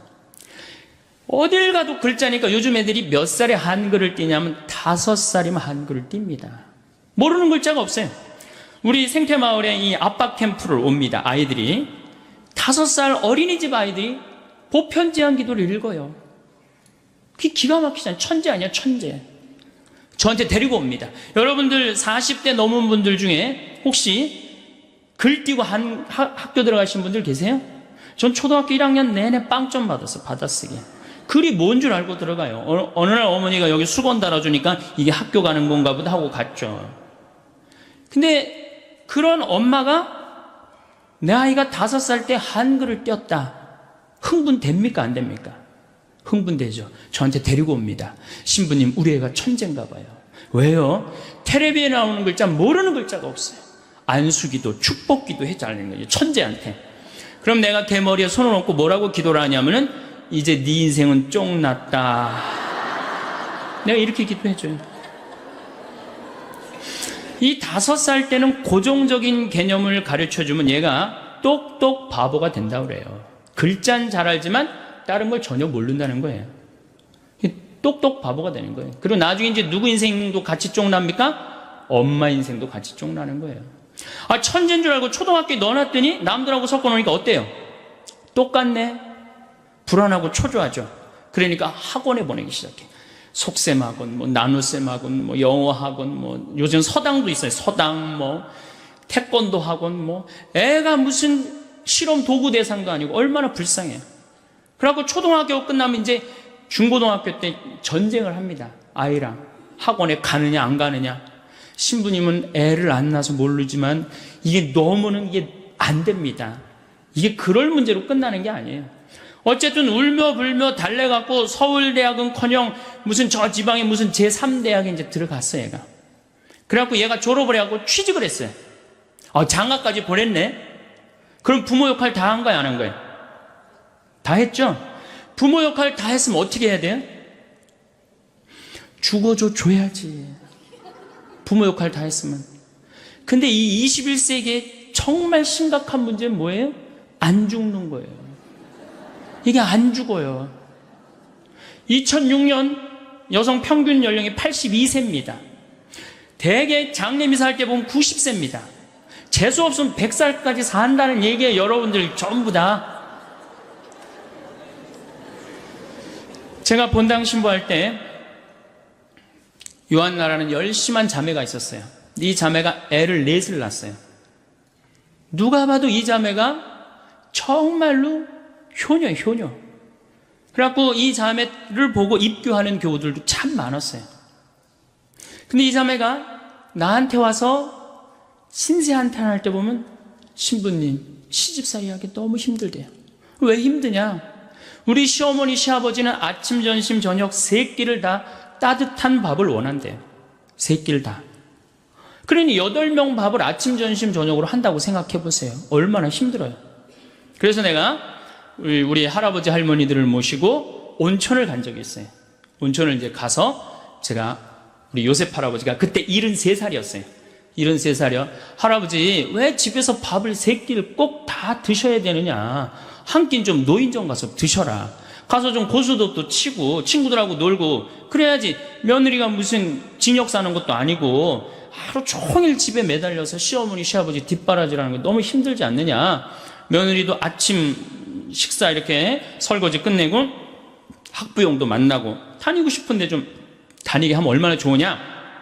그랬더니 이 할아버지가 저한테 화를 내는 거예요. 신부님, 저는 노인정 가기 싫다는 거예요. 아니, 왜 노인이 노인정 가기 싫으냐? 그랬더니 이 할아버지 저한테 명언을 했어요. 형들이 심부름을 시켜서 가기 싫대요. 제가 조사를 해보니까 75살 이하를 뭐라고 부르느냐면 청노인이라고 해요. 청년 노인이다 이거예요. 75살은 청년이에요, 청년. 이게 계산상 안 맞아, 계산상. 자식을 20년 키웠으면 20년만 받아 먹어야 될 거 아니야. 근데 요즘 20년 키우고 50년 받아 먹어, 50년.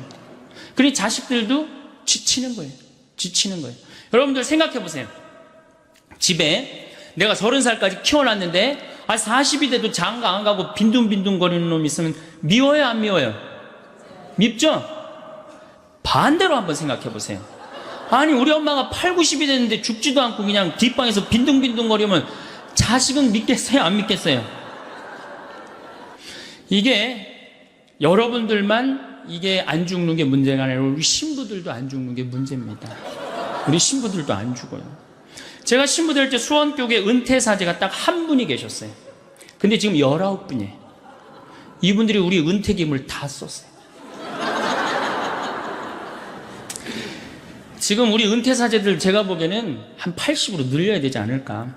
이탈리아는 실질적으로 이런 일이 있습니다. 93살 먹은 본당 신부님이 은퇴를 안 하는 거예요. 왜냐하면 신부는 은퇴하면은 찾아오는 사람이 누가 있어요? 1년만 찾아오고 그 다음부터 아무도 안 찾아옵니다. 그러니까 이 신부님이 하여튼 정신이 오락가락하면서도 은퇴를 안 하는 거예요. 얼마나 정신이 오락가락하느냐, 이 장례 때 이게 장례인지 혼배인지 헷갈리는 거예요. 네. 그러니까 장례 때 혼배 강론하고 혼배 때 장례 강론하고 주교님이 머리가 아픈 거예요. 그래서 주교님이 하루는 이 신부님을 찾아가서 신부님 은퇴를 그렇게 하라고 그러셔도 은퇴도 안 하고 그러니까 내가 보좌 신부 하나 보내줄 테니까 웬만한 건 보좌한테 맡기고 신부님은 좀 주일 미사만 그렇게 하시라고. 신부님이 보좌를 준다니까 너무너무 좋잖아요. 이태리는 한 신부님이 3성당을 맡고 그러거든요. 너무너무 좋으니까 이제 보좌를 기다렸는데 보좌가 딱 왔는데 70살짜리를 보낸 거예요. 정말로 문제죠. 자, 왜 제가 늙는다는 것은 70이 되고 80이 돼도 돌아가시지 않는 건 큰 축복입니다. 큰 축복임에도 불구하고 우리나라에는 축복이 아닙니다. 이렇게 오래 살 줄 모르고 있는 돈 없는 돈 누구한테 다 줘버렸어요? 자식한테 다 줘버렸어요. 나이를 먹으면 3가지가 문제예요. 첫 번째 몸이 아프고, 두 번째 친구가 없고, 세 번째 돈이 없어요. 60년 70년 쓰면은 눈도 잘 안 보이고 귀도 잘 안 들리고 허리도 아프고 자꾸 짜증이 나죠. 여기저기 아프니까 짜증이 나고 신경질을 자꾸 부리게 됩니다. 여러분도 한번 생각해 보세요. 70, 80이 됐으면 머리도 하얗고 얼굴도 쭈글쭈글한데 웃어도 현찬을 판국에 거기다 신경질 부리고 짜증 부리면 어느 며느리가 좋아하겠어요? 기가 막히잖아요. 젊은 사람들은 나이 먹은 분들의 고통을 모릅니다. 뭐 때문에 힘들어하는지. 나이를 먹으면 제일 먼저 어디에 문제가 와요? 이에 문제가 옵니다. 어금니가 빠져요. 치과를 이렇게 가보면 의사가 하는 말이, 할머니 틀니로 하려면 300만 원, 걸으려면 500만 원, 임플란트로 하려면 3천만 원입니다. 그 돈 있어요, 없어요? 이렇게 오래 살 줄 모르고 있는 돈 없는 돈 자식들한테 다 줘버렸는데. 그러니까 이제 설, 얼마 전에 설이 지났잖아요. 설 한 달 전에 아들한테 전화를 합니다. 얘야, 내가 요즘 이가 아파갖고 소화도 안 되고 골도 아프고 잠도 안 온다. 그럼 이 아들이 딱 알아들어야 되는데, 여기 지금 40대 되신 분들, 여러분들 어머니 아버지 이 어금니 몇 개 빠진 거 아는 분들 계세요? 없습니다. 그러니까 이 아들이 뭐라고 그러냐, 어머니 소금으로 양치하세요. 그래요. 소금으로. 헬 이빨이 있어야지 해든지 말든지 해야지. 아들은 모르는 거, 어머니 어금니가 있는지 없는지. 그래갖고 이제 2주 전에 이제 아들이 어머니 이 없으신 거 아니에요? 제가 해드릴게. 이러면 참 마음이 편안하겠는데 소금으로 해려니 이제 속이 끓는 거죠. 한 번 또 전화를 합니다. 내가 요즘 이가 더 아파갖고 소화도 안 되고 정말로 잠도 안 온다. 어머니 왜 내 말을 이렇게 안 들으세요? 소금으로 하라니까. 그래갖고 설날 갖고 용돈을 주고 가는데 딱 10만 원을 딱 주고 가면은 이게 이제 우라통이 터지는 거예요. 어디 가서 얘기하긴 창피하고 자식 욕먹이는 것 같고 자기 자존심 상하고. 누굴 찾아오냐면 본당 신부를 찾아옵니다. 신부님, 내 말 좀 들어보세요. 그러면 이 할머니들이 내 말 좀 들어보라고 그러면은 아들이 이 안 해준 얘기만 하면 제가 다 알아들어요. 근데 이제 70, 80된 할머니들이 내 말 좀 들어보라고 그러면 꼭 어디서부터 시작하냐면 대동아 전쟁부터 이제 시작을 해요. 거기부터 이제 시작을 해야지 이제 마음이 풀리는 거예요. 신부님, 내가 대동아 전쟁에 시집을 와갖고 노숙갈 뺏긴 얘기, 공출 당한 얘기, 뭐 시집살이 한 얘기, 그래갖고 신부님이 이제 해방이 됐어요. 해방. 이빨 얘기 나오려면 아직 멀었어. 이제 해방된 거야. 해방. 네. 그래갖고 좀 살만했더니 글쎄 6.25가 터지지 않았어. 1.45 때 고생한 얘기. 그리고 이제 53년부터 62년까지 똥구멍이 찢어지게 가난한 얘기를 합니다. 할머니, 똥구멍이 찢어지게 가난한 게 뭐예요? 신부님, 말도 마십시오. 전쟁 끝나고 먹을 거 아무것도 없는데 9월에 이제 추수를 하면 먹을 게 2월에 떨어진다는 거예요. 보리는 5월에 피는데 이 식구는 한둘도 아니고 이게 다 먹고 살아야 되는데 먹을 게 어디 있어? 그러니까 풀뿌리 캐서 먹고 산나물 캐서 먹고 이제 그것도 이제 모자라면은 배가 고픈 모자라면 제일 요깃거리가 소나무 껍질이래. 안에 속껍질. 그걸 이렇게 껍질을 벗겨갖고 말리면은 이제 물기가 말라지면은 그거를 갈아갖고 국에다 넣어서 먹는데요. 그럼 그렇게 배가 부르대요. 근데 이 소나무 껍질이 야채랑 과일의 섬유질하고는 질적으로 틀립니다. 이거는 들어가면은 수분이 쫙쫙 빠져갖고 딱딱하게 굳는 거예요. 그래갖고 대장에 가면 돌덩어리가 되는 거예요. 소나무 껍질이. 그러니까 이게 딱딱한 돌덩어리를 빼내니 똥구멍이 찢어지는 거죠. 똥구멍이 찢어지게 가난하게 고생한 얘기. 그래갖고 논 팔고 소 팔고 이렇게 해갖고 내가 내 자식을 이렇게 키워놨는데 나 늙었다고 이렇게 내 이해 하나 해주지 않는다고. 신부님, 나 인생 헛살았다. 불행한 거죠. 불행한 거죠. 인생 헛살았다. 신부님, 억울해서 못 살겠다. 그 얘기를 합니다. 자, 몸이 아파요. 그 다음에 친구가 없어요. 나이를 먹으면 자꾸 줄어듭니다. 떠나가고 죽고. 그리고 내가 한번 친구한테 얻어먹었으면 그 다음에 또 사야 되는데 내가 돈이 없어. 그러면은 안 만나게 되는 거예요. 자꾸 자신감이 없고 방안이 있는 거예요. 우리나라가 OECD 국가 중에 노인 자살률이 1위입니다. 일본보다 2배가 더 많이 죽어요. 그러니까 우리나라 노인들은 너무너무 불쌍한 거예요. 외롭고. 거기다 이제 속까지 좁은 거죠. 왜? 누가 친구야? 뒷방의 벽이 내 친구야. 인생 복귀하는 거 매일 앉아서 대동아 전쟁부터 쫙.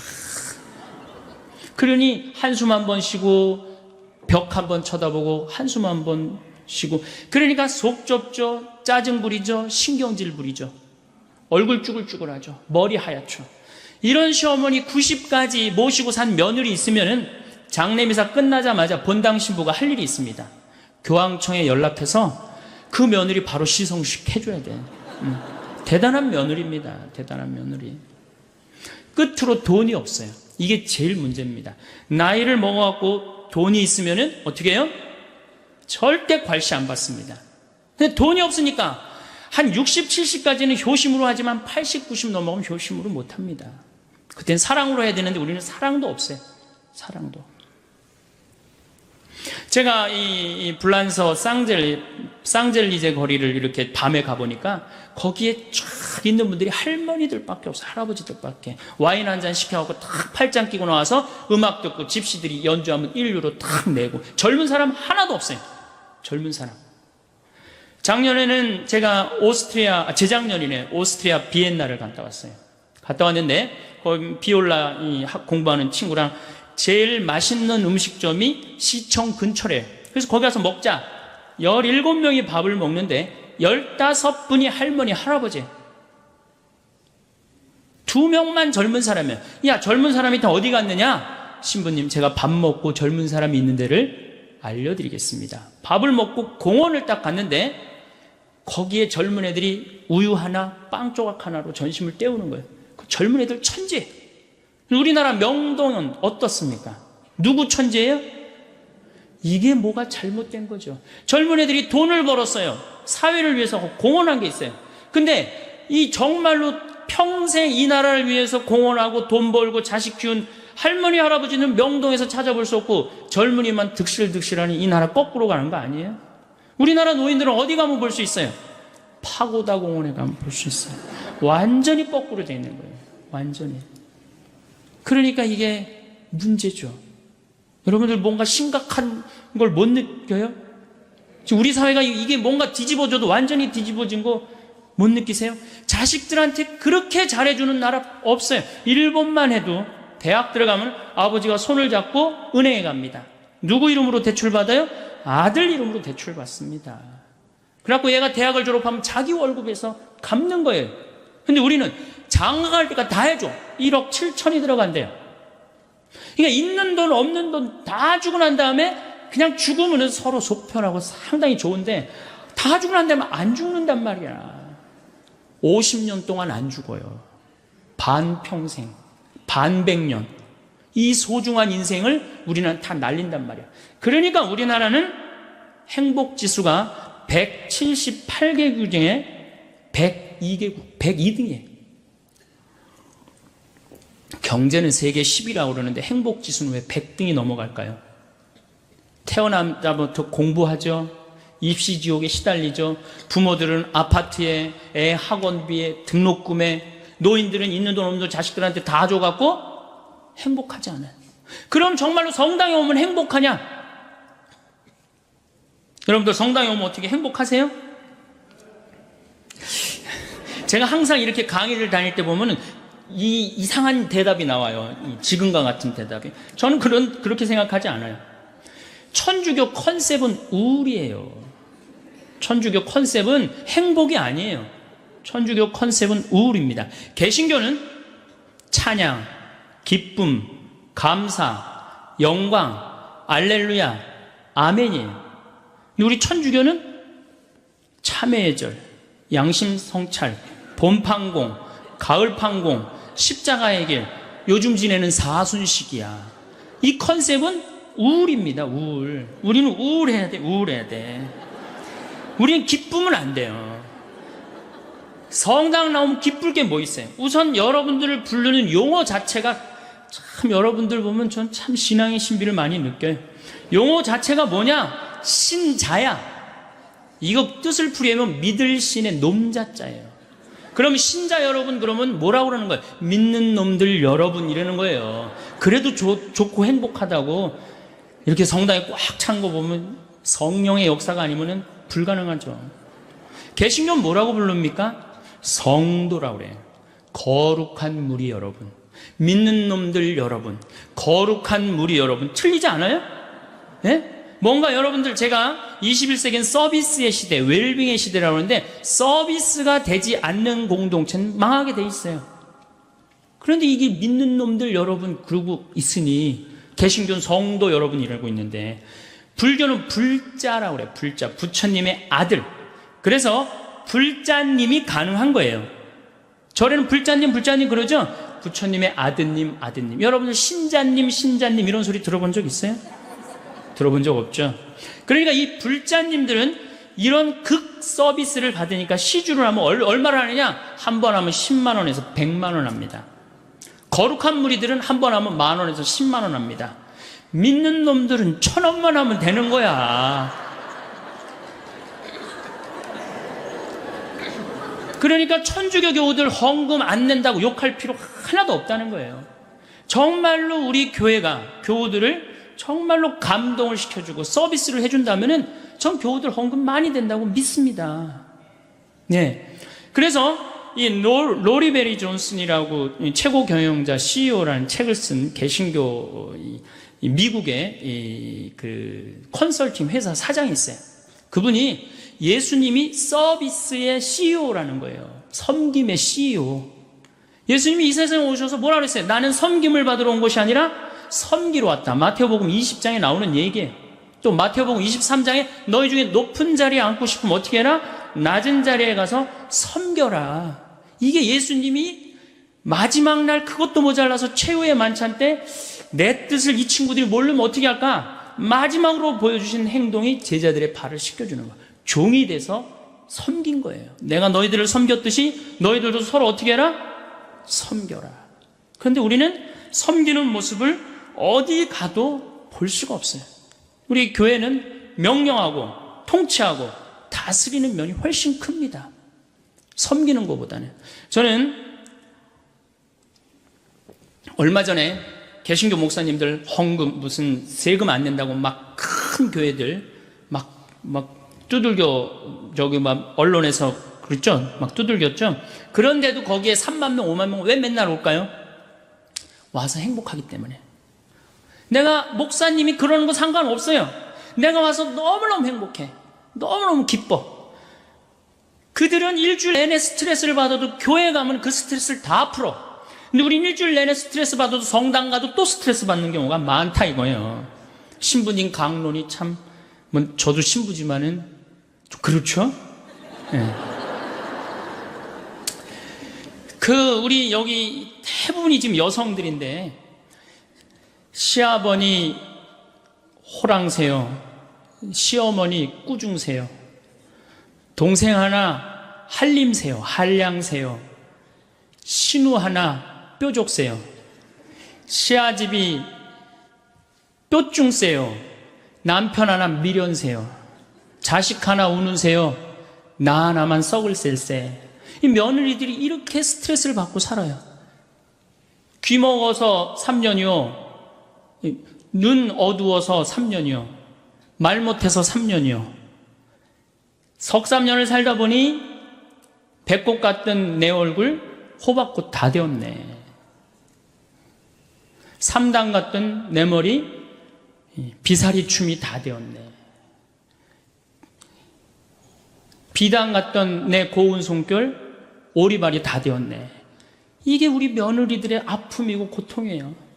그래갖고 그냥 스트레스를 받아갖고 주일날 하루 이렇게 와서 좀 앉아서 위로를 받고 박수도 치고 좀 이게 좀 이렇게 좀 하려고 그러는데, 우린 시작할 때부터 어떻게 해? 미사 시작할 때부터 내 탓이오, 내 탓, 미치는 거죠. 이게 안 미치겠어요, 여러분들? 그러니까 이 성가 소리를 들어보면요, 정말 기가 막혀요. 이게 우울의, 우리 천주교 우울의 이 표상이 이 성가인데, 그 중에 최고의 성가가 주여 임하소서예요. 얼마나 정말로 우울하게 부르는지 몰라요. 주여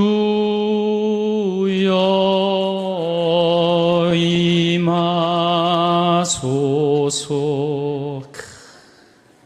기쁠 게 뭐 있어요. 그냥. 개신교는 4분의 3박자로 부릅니다, 이 노래. 주여 임하소서 내 마음에 아무게 헤매는 한 마리 양을, 이렇게 부르잖아요. 근데 우리는 이거를 청승을 떨면서 불러요. 태양과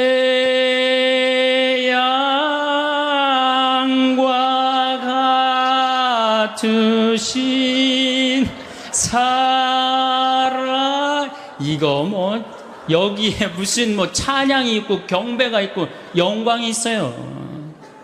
이게 미사하고 나면 힘이 하나도 없는 거야.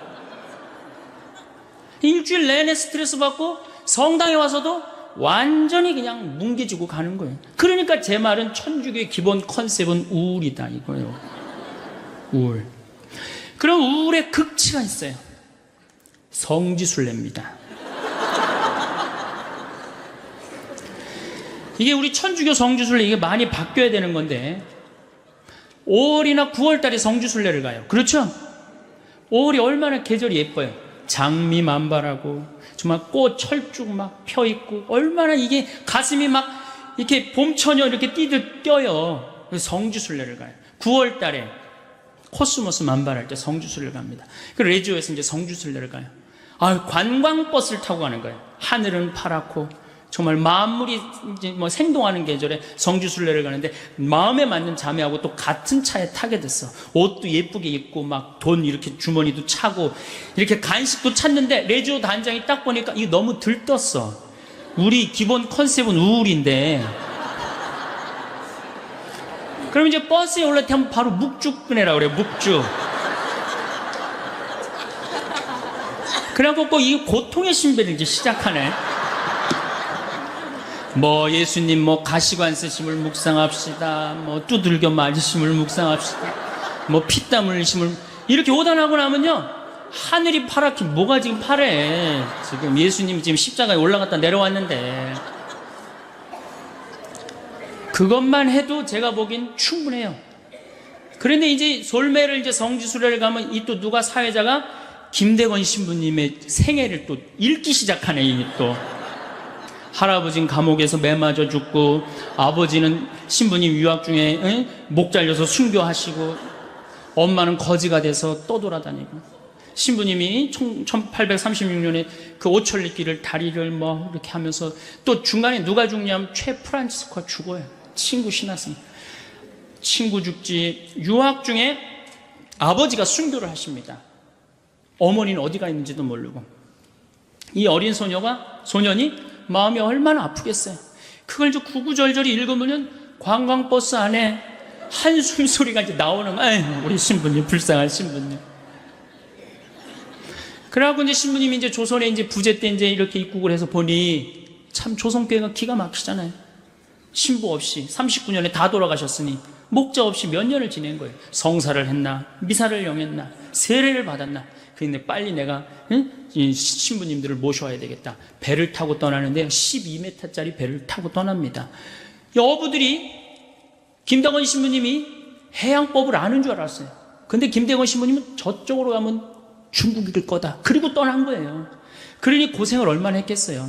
정말 대단한 분이죠. 그래갖고 그냥 20일 동안 먹지도 못하고 난파를 당합니다. 노도 떨어지고 뭐 닷도 그냥 없어지고, 하여튼 기적으로 이제 상황에 도착해갖고 신부님 서품을 받고 다시 돌아오죠. 똑같이 고생을 하는데, 왔는데 제주도네. 조선인 줄 알고 왔는데. 그래갖고 다시 또 이제 인천으로 들어가갖고 신부님이 사목 활동을 하다가 주무시지도 않고, 사제가 더 필요하다 그래서 사제를 영입하려고 그러다가 순위도에서 붙잡히시죠. 6월 달에.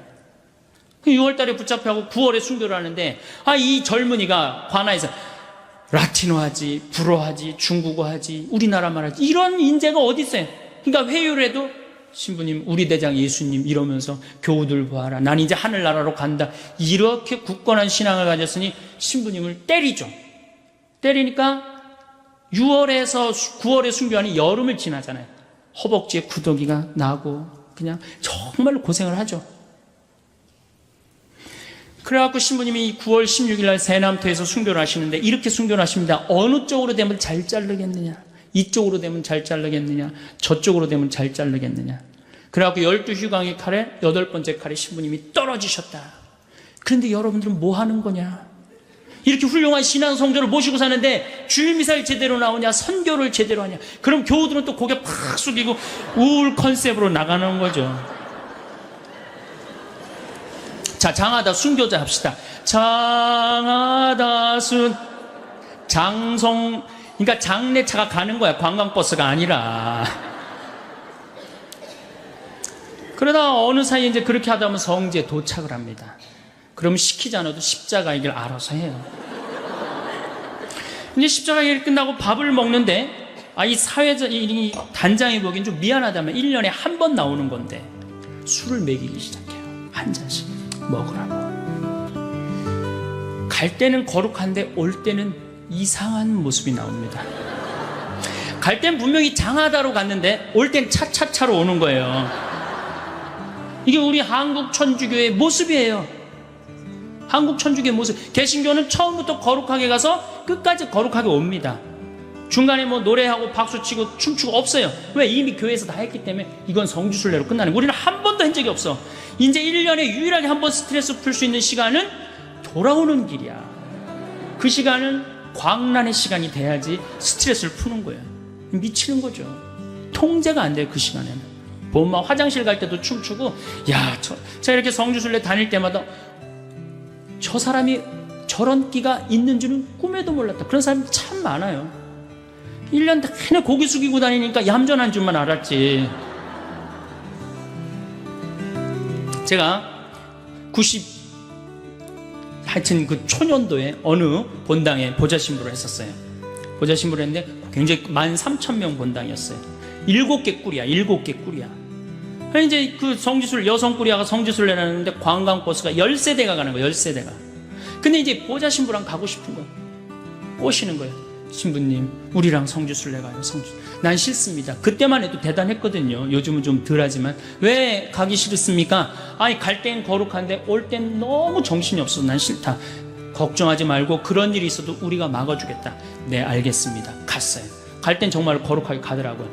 근데 올 때는요 이게 장난이 아니에요. 이 아파트촌에 있었던 성당인데 젊은 엄마들인데 아니 내리자마자부터 술을 박스로 먹더니 올라서서 취해갖고 그 복도 사이에 나와갖고 막 관광버스 춤을 추는 거예요.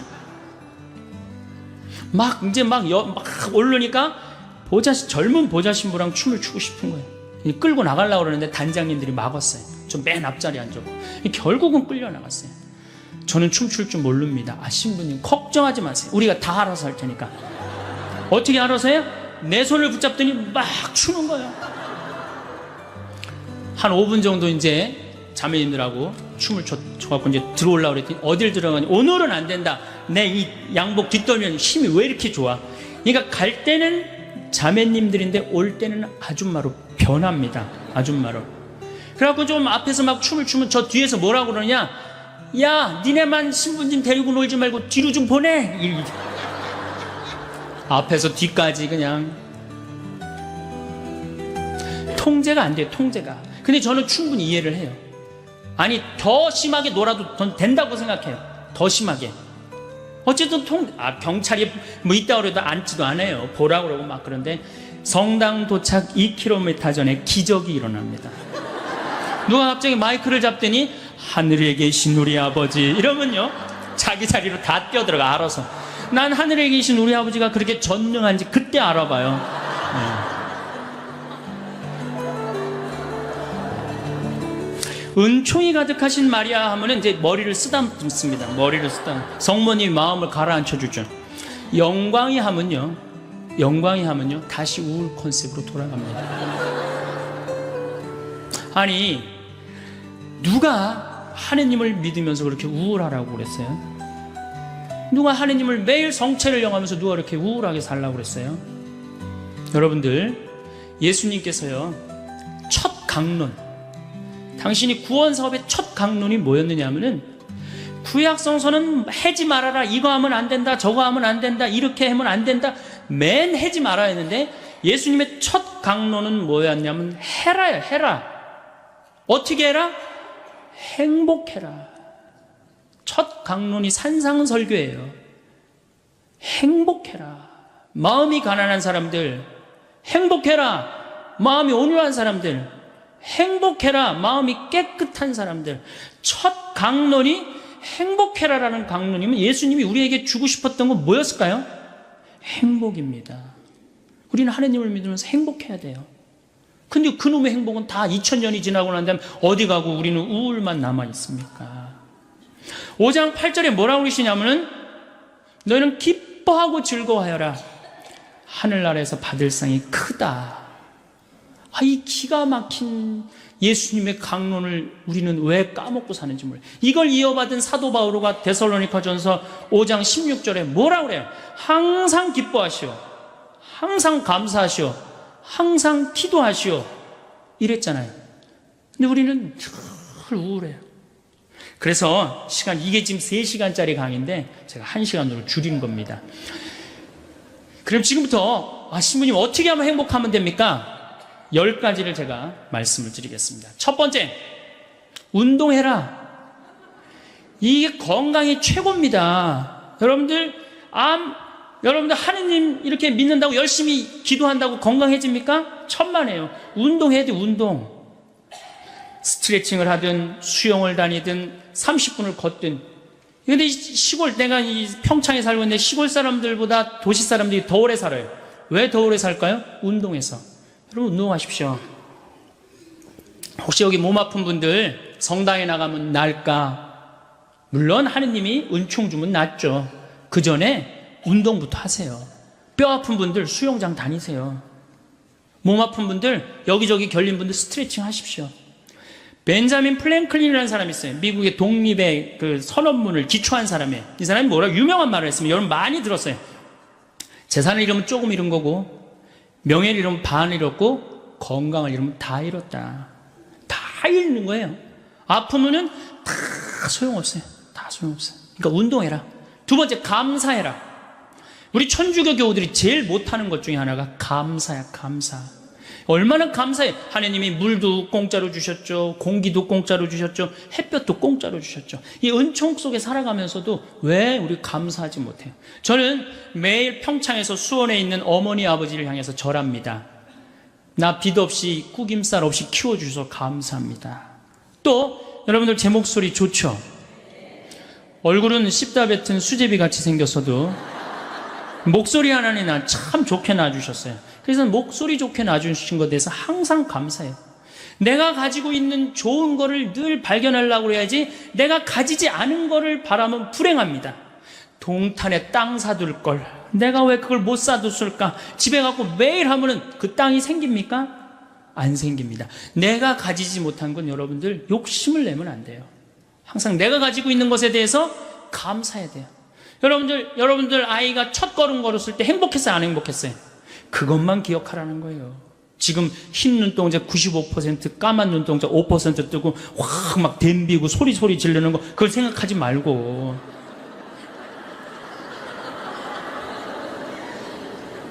세 번째, 대화해라. 대화해라. 정말로 우리가 대화가 필요합니다. 이제 100년 동안 살 거예요. 여러분들 100년 동안 살 거기 때문에 이 대화가 꼭 필요합니다. 나하고 정신적으로 맞는 사람과의 대화, 이게 굉장히 중요해요. 물론 남편이면 가장 좋죠. 아내면 가장 좋죠. 남편과 아내가 안 된다면 성당에 영적으로 깊은 사람들이 분명히 있을 거예요. 그런 사람하고 친분을 가지세요. 밥 한 그릇 사줘가면서라도 투자하셔야 돼요. 여러분들 인생을 위해서 밥 한 그릇 사줘가면서 깊은 대화를 나눌 수 있는 그런 사람을 많이 가지고 있으면 있을수록 여러분들은 행복하게 살 수 있어요. 맨날 십자가의 길 20번 하루에 내가 해리라 그런다고 행복한 게 아니에요. 네 번째, 공부해라. 자, 여러분들 초등학교 6년, 중고등학교 6년, 대학교 4년, 12년, 16년 동안 공부해서 50살까지 먹고 삽니다. 50살까지. 자, 50살부터 100살까지 살려면 어떻게 해야 될까요? 다시 공부해야 돼요. 근데 우리나라 사람은 공부를 안 해요. 이게 문제입니다. 큰 문제예요. 공부 안 하는 거. 다섯 번째, TV 시청을 반으로 줄여라.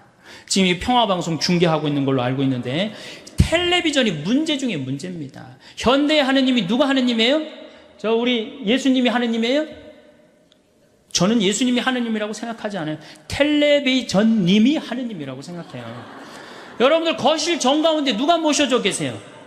텔레비전님 모셔져 계시죠? 쇼판 누굴 향해서 배열되어 있어요? 텔레비전님을 향해서 배열되어 있어요. 말씀하십시오. 당신 종이 듣고 있나이다. 이러면서 아침에 일어나고 누구한테 제일 먼저 문안 인사드려요? KBS님 안녕히 주무셨습니까? 더 기가 막힌 건 뭔 줄 아세요? 텔레비전님이 주무시기 전에는 절대 안 잡니다. 텔레비전님이 주무셔야지 나 오늘 하루 일과가 끝났구나. 그리고 텔레비전님은 바로 주무시면 나도 바로 불 끄고 주무셔요. 이 기가 막힌 거죠. 이거 현대의 하느님? 하느님 아니에요. 여러분들이 하느님하고 영적인 세계에 빠져들으려고 그러면 텔레비전만 치시면 깊은 세계에 빠져들 수 있어요. 영적인 세계. 아니, 하늘만큼 땅만큼 하루만 안 봐도 하늘도 없고 땅도 없는 것 같아요. 아, 근데 하늘만큼 땅만큼 끝나고 무슨 재미로 사나 했더니 미우나 고운하를 해네. 저한테 많은 분들이 그럽니다. 신부님, 그렇게 강의를 많이 다니면서 언제 그렇게 책을 쓰십니까? 텔레비전만 안 보면 책 쓸 시간, 친구하고 대화할 시간, 공부할 시간 얼마든지 있어요. 근데 우리가 텔레비전에 하루에 3시간, 4시간 매달려 있어요. 그러니 우리의 영혼이 망가지는 거예요. 여러분들 정말로 행복하고 싶으시면 텔레비전을 치시고 그 시간에 공부하고 운동하고 감사하고 대화하시는 거예요. 여섯 번째, 행복하려고 그러면 신앙생활을 해라. 우리 신부님이 천주교 신부면서도 여섯 번째로 미루는 게 좀 섭섭할 수 있을 거예요. 그래도 어쨌든 여섯 번째, 신앙생활을 해라. 이게 우리 천주교가 제가 욕 많이 했지만 그래도 괜찮은 종교입니다. 우리 천주교가 내가 내 동창 신부 중에 죽산성지 있죠? 죽산성지 옛날에 본당 신부로 있었는데 할머니 한 분이 30년 동안 개신교 옆에 있는 개신교 다니다가 어느 날 개종을 했어요. 개종을 해갖고 성당을 또 열심히 다니는 거예요. 네 할머니가 다리가 딱 부러졌어요. 부러졌는데 택시를 타고 맨날 미사 참여를 오는 거예요. 신부가 그랬어요. 할머니 봉송체도 있고 그러니까 내가 갈 테니까 할머니 돈 들여서 나오지 말아라. 그랬더니 이 할머니 정말 또 명언을 하나 했어요. 신부님 괜찮아요. 내가 이 천주교 다니고 보니까 저 개신교 다닐 때보다 이 천주교 훨씬 싸게 먹히니까 괜찮다.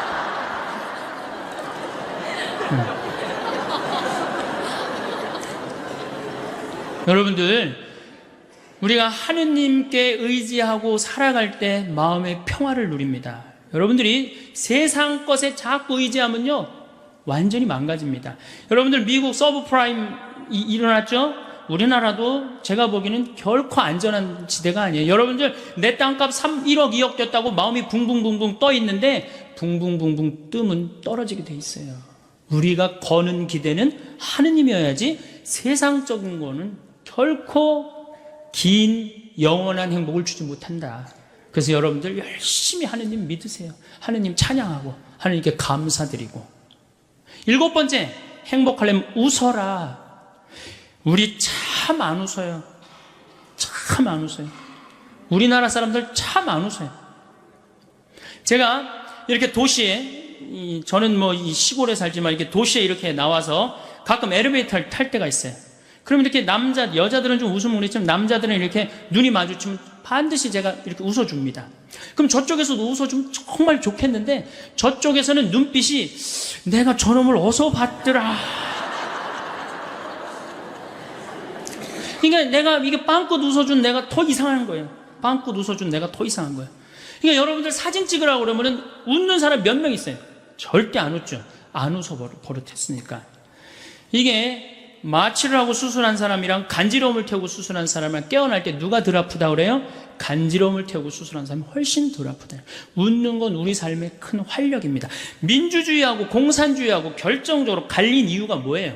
민주주의가 승리하고 공산주의가 망한 결정적인 이유는 뭐예요? 저는 민주주의는 웃어서 일어난 거고 공산주의는 안 웃어서 망했다고 저는 생각해요. 여러분들 북한 공산주의를 이렇게 비춰줄 때 웃는 거 본 적 있으세요? 거의 없어요. 개그 프로그램이 없어요. 웃을 때 경쟁력이 생기는 거예요. 여러분들 주위에 참 잘 웃는 사람, 그 사람 경쟁력이 있어요. 생전 안 웃는 사람 경쟁력 있을 것 같아요? 절대 없습니다. 웃으면 한 560개의 얼굴에 주름이 생긴다고 그래요. 근육이 움직여서. 그런 분들은 웃으면 참 예뻐요. 특히 50대 후반의 그 초로의 여인이 이게 잔주름이 잔잔해 갖고 웃을 때 너무너무 예뻐요. 그런데 만약에 평생 웃지 않아갖고 얼굴에 한 17개밖에 근육이 굵은 그 주름이 없어. 그분은 웃어도 무서워요. 여러분들 많이 웃으십시오. 웃는 거야말로 우리가 행복으로 갈 수 있는 지름길이에요. 그러니까 웃을 일을 많이 만들으세요. 유머도 좀 할 줄 알고, 웃긴 얘기도 좀 어서 좀 배워갖고 좀 남편한테도 한번 해주고. 8번째, 전화해라. 현대는 굉장히 외로운 병에 시달립니다. 근데 외로운 병에 시달리는 건 내가 먼저 시도하지 않기 때문이에요. 여기 혹시 어제 제가 앙성성당이라는 데서 하루 피정을 하고 왔는데 전부 다 할머니들이에요. 할머니들, 할아버지들이 있어갖고 제가 그랬어요. 자식들 다 도시에서 나가서 살지 않느냐고. 근데 도시에서 나가서 사는 자식이 전화 안 하면 섭섭합니까? 그랬더니 섭섭하대요. 섭섭할 시간 있으면 먼저 전화해라. 여러분들 자식들이 전화 안 한다고 섭섭할 시간 있으면 먼저 하시면 되잖아요. 나는 수원교구 신부인데 평창에 들어가서 살고 있어요. 그런데 나한테 전화 안 한다고 내가 괴롭다 뭐 이럴 시간 있으면 먼저 전화하면 돼. 내 동창 중에 우리 수원교구 복음화 국장을 하고 있는 신부인데 로마에 유학을 갔어요. 6년 동안 한 달에 3번씩 꼬박꼬박 나한테 전화해요. 생태마을에 농사는 잘 되냐, 교육은 잘 들어오느냐, 넌 잘 있느냐. 한 달에 꼬박꼬박 써요. 난 6년에 딱 한 번 전화했어요. 레오나르도 다빈치 공항에 내가 8월 30일 날 가니까 나와라. 딱 한 번. 그런데 그 신부를 싫어하는 신부가 없어요. 다 누구한테나 전화를 하니까. 그놈이 6년 동안 로마에서 나한테 전화해 주는데 얼마나 좋아요. 흠이 있다면 꼭 수신자 부담으로 하는 게 이 흠이기는 하지만.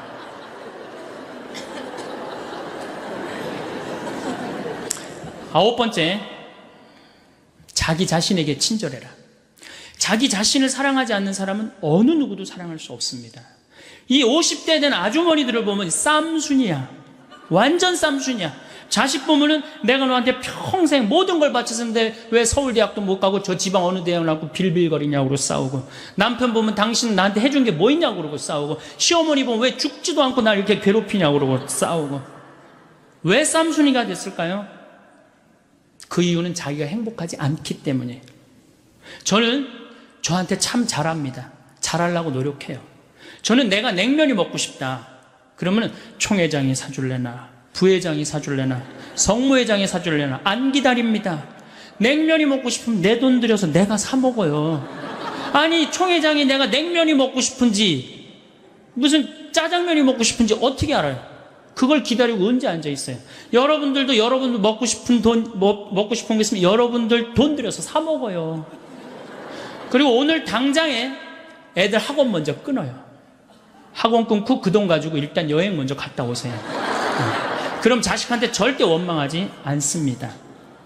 10번째, 이웃에게 친절해라. 9번째까지 하면은 매력 없는 사람이에요. 근데 우리 천주교 하느님 믿는다 그러면서 얼마나 우리가 정말로 강팍하게 사는지 몰라요. 정말 이 사람들이 매일 십자가 얘기라고 매일 참회해절하는 사람인가 의심이 갈 정도로 강팍하게 삽니다. 여러분들 1,000원 가지고 괴로워하고 갈등하고 아파해 본 적 있어요, 없어요? 있습니다. 지하철을 탔어요. 갑자기 문이 열리더니 어두운 밤에 캄캄한 이러면서 아니 이 맹인이 이렇게 장님이 이렇게 지나가고 있어요. 그럼 그때부터 괴로워하기 시작하는 거예요. 1,000원을 줘야 되나 말아야 되나. 이게 앞에 지나가면 이제 얼굴이 빨개졌다 하얘졌다 합니다. 이걸 꺼내 아무도 안 주는데 이게 용기가 안 난다. 뒷꼭지 보고 무슨 생각을 하냐면 그래도 1,000원을 줄걸. 이런 나를 하느님이 보고 무슨 생각을 할 것 같아요? 저걸 천당에 데리고 와야 되나 말아야 되나.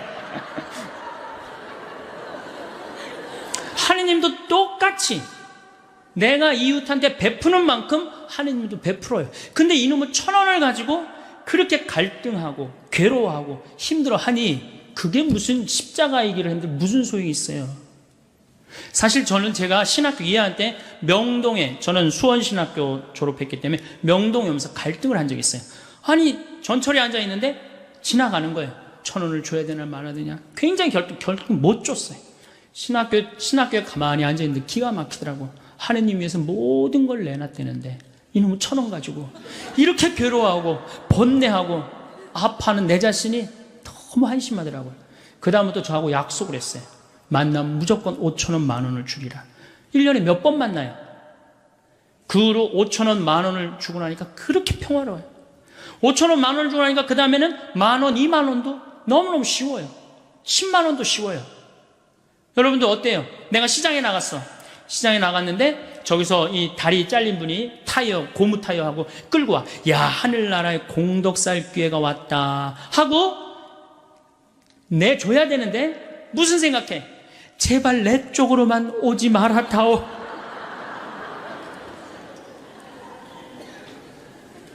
그런 내가 정말로 행복한 사람이겠어요? 행복할 수가 없어요.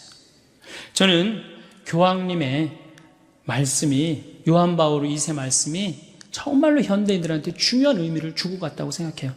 나는 행복했습니다. 여러분들도 행복하십시오. 여러분들 행복은 멀리 있는 게 아니에요. 제가 이거 조금 내용을 바꿨지만 이 영국 BBC에서 나는 불행하다 한 사람들 모아고 3개월 동안 시켰더니 아무것도 변한 게 없는데 이 세상이 너무 아름답다, 너무 행복하다, 그렇게 느꼈다는 거예요. 네, 감사합니다.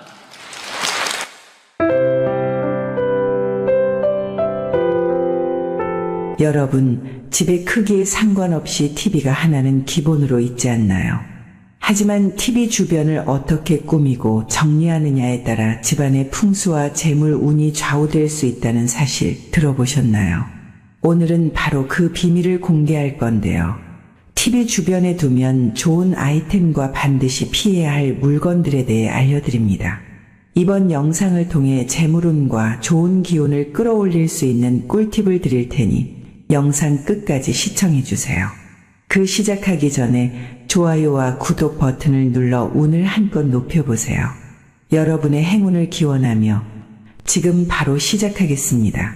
첫째, TV 옆에는 절대 생한 기운의 달력과 시계를 두지 마세요. 여러분, TV는 어떨 때 보시나요? 네, 맞습니다. 퇴근 후, 집안일 후에 휴식을 가질 성공한 사람들을 보면 크게 두 부류로 나뉘는 걸 알 수 있습니다. 하나는 자신이 성공했다고 여기저기 떠벌리고 다니는 사람들, 그리고 또 하나는 조용히 아무 말 없이 자기 삶을 사는 사람들입니다. 우리는 흔히 성공을 하면 자연스럽게 자랑하고 싶어질 거라고 생각하죠. 좋은 차를 사고 비싼 시계를 차고 SNS에 멋진 사진을 올리고 싶을 겁니다. 왜냐하면 그렇게 하면 남들이 나를 더 인정해 줄 거라고 믿으니까요. 하지만 현실은 그렇지 않습니다. 오히려 진짜 성공한 사람들은 그렇게 행동하지 않습니다. 왜냐하면 보여줄 필요가 없기 때문입니다. 돈이 많다고 높은 자리에 있다고 유명하다고 해서 굳이 그걸 드러낼 필요는 없습니다. 그걸 아는 사람들은 이미 알고 있고 모르는 사람들은 알 필요가 없죠. 그런데도 굳이나 성공했다고 떠드는 사람들이 있습니다. 그런 사람들은 왜 그럴까요? 간단합니다. 그 사람들은 사실 그렇게까지 성공한 게 아니기 때문입니다. 우리는 종종 SNS에서 성공한 사람들을 봅니다. 해외여행을 가고 고급 레스토랑에서 밥을 먹고 멋진 차를 타고 다니는 모습? 그런데 가만히 보면 그런 걸 보여주는 사람들은 언제나 뭔가를 팔고 있습니다. 강의를 팔든 자기 브랜드를 홍보하든 아니면 단순히 자기 자존감을 유지하려고 하든 간에 결국 목적이 있는 거죠. 진짜 부자들은 그렇게 하지 않습니다. 오히려 조용히 아무도 모르게 자기 일을 합니다. 왜냐하면 자랑해서 얻을 게 없기 때문입니다. 오히려 괜히 잘난 척했다가 사람들에게 이용당하거나 시기와 질투를 받거나 쓸데없는 오해를 사는 게 더 피곤합니다. 이건 단순한 돈 이야기가 아닙니다. 사회적인 성공을 이룬 사람들도 마찬가지입니다. 진짜 실력 있는 사람들은 자기 실력을 굳이 떠벌리지 않습니다. 왜냐하면 그럴 필요가 없으니까요. 자기 분야에서 최고라면 사람들이 먼저 알아서 찾아옵니다. 반대로 실력이 부족한 사람일수록 자기를 포장하려고 애씁니다. 우리가 흔히 듣는 말이 있죠. 빈수레가 요란하다. 이 말이 괜히 있는 게 아닙니다. 정말 내실이 있는 사람들은 굳이 시끄럽게 굴지 않습니다. 반대로 겉만 번지르르한 사람들은 자기가 얼마나 대단한지 떠들고 다닙니다. 이걸 좀 더 현실적인 예로 들어볼까요? 동창회에 나가면 꼭 이런 사람이 있습니다. 옛날에는 별거 아니었는데 갑자기 잘 됐다고 나타나서 자기가 얼마나 성공했는지 자랑하는 사람. 처음에는 다들 와 대단하다 하고 들어주지만 시간이 지나면 어떨까요? 대부분 속으로 이렇게 생각할 겁니다. 저 사람 뭐 저렇게까지 티를 내? 결국 그런 사람은 점점 멀어지게 됩니다. 반면에 정말 성공한 사람들은 조용합니다. 굳이 자기가 어떻게 살고 있는지 설명하지 않죠. 그런 사람들은 오히려 주변에서 먼저 알아보고 자연스럽게 존경을 받습니다. 그게 진짜 성공입니다. 그럼 우리는 어떻게 해야 할까요? 내가 뭔가를 이루었을 때 굳이 남들에게 알릴 필요가 있을까요? 물론 가까운 사람들에게 좋은 소식을 전하는 건 좋습니다. 하지만 굳이 모든 사람들에게 나 이렇게 잘 살고 있어요 하고 알릴 필요는 없습니다. 그런 행동은 결국 나에게 득이 되지 않습니다. 성공이라는 건 원래 조용한 겁니다. 내가 잘 되고 있으면 주변 사람들이 자연스럽게 알게 됩니다. 굳이 내가 말하지 않아도 내 행동과 태도에서 묻어나오게 되어 있습니다. 그러니 굳이 보여주려고 애쓰지 마세요. 오히려 그게 더 진짜 성공한 사람의 태도입니다. 사람은 사회적 동물이라고 하잖아요.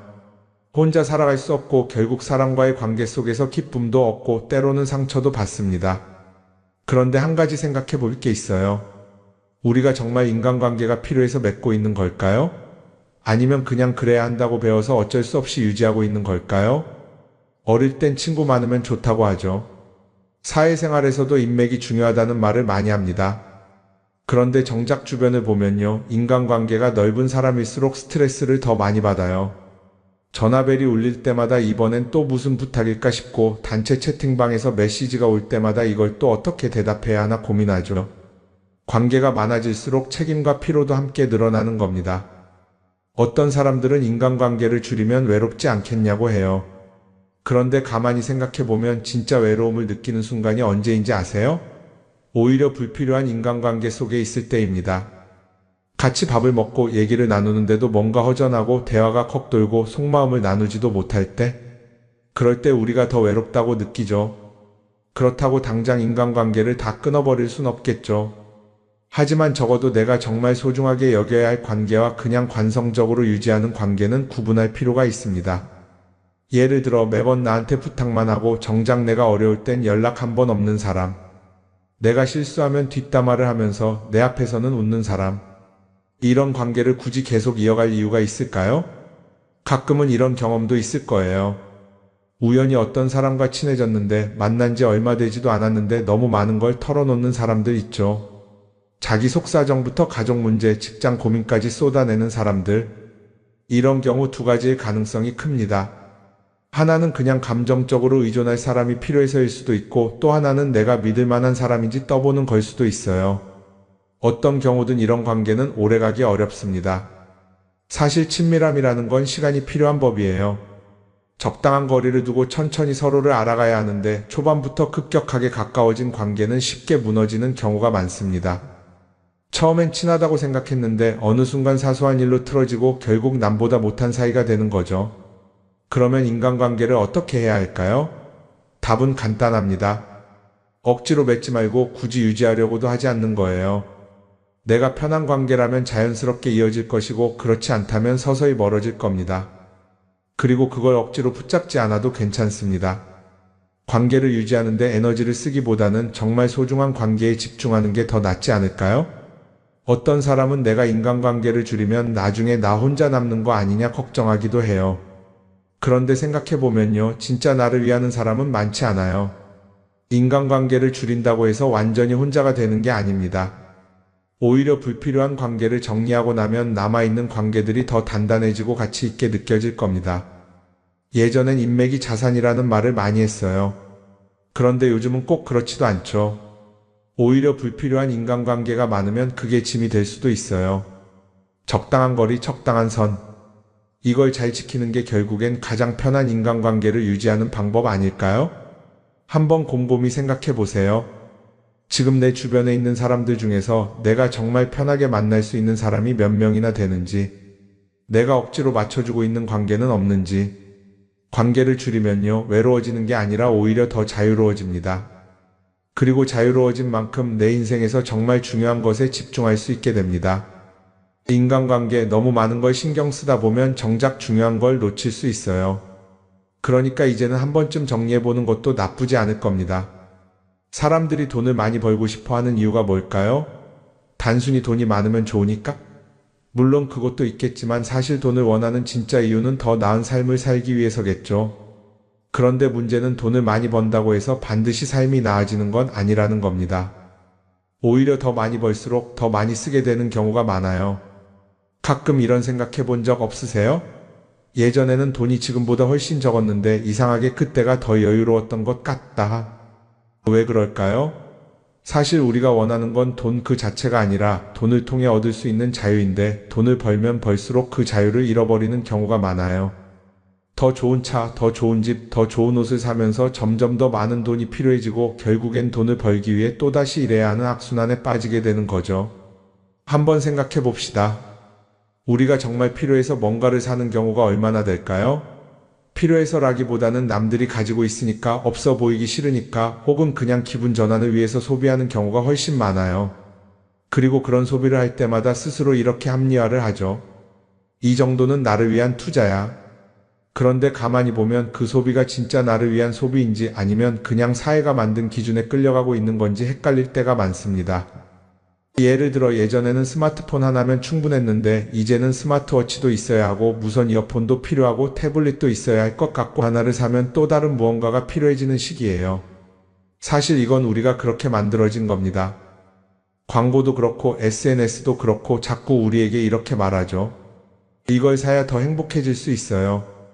그런데 정작 그걸 사고 나면 어때요? 처음 며칠은 좋죠.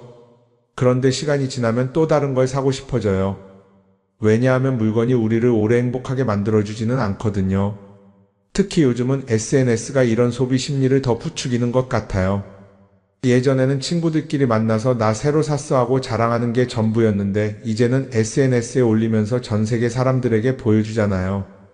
그러다 보니까 남들도 다 뭔가를 사서 올리고 나도 따라해야 할 것 같은 기분이 드는 거예요. 그런데 중요한 건 그 사람들도 사실은 나와 똑같은 기분이라는 겁니다. 내가 남을 부러워하는 만큼 나도 누군가에게 부러움을 사려고 애쓰고 있는 거죠. 결국 끝없는 비교와 소비 속에서 진짜 중요한 걸 놓치게 되는 겁니다.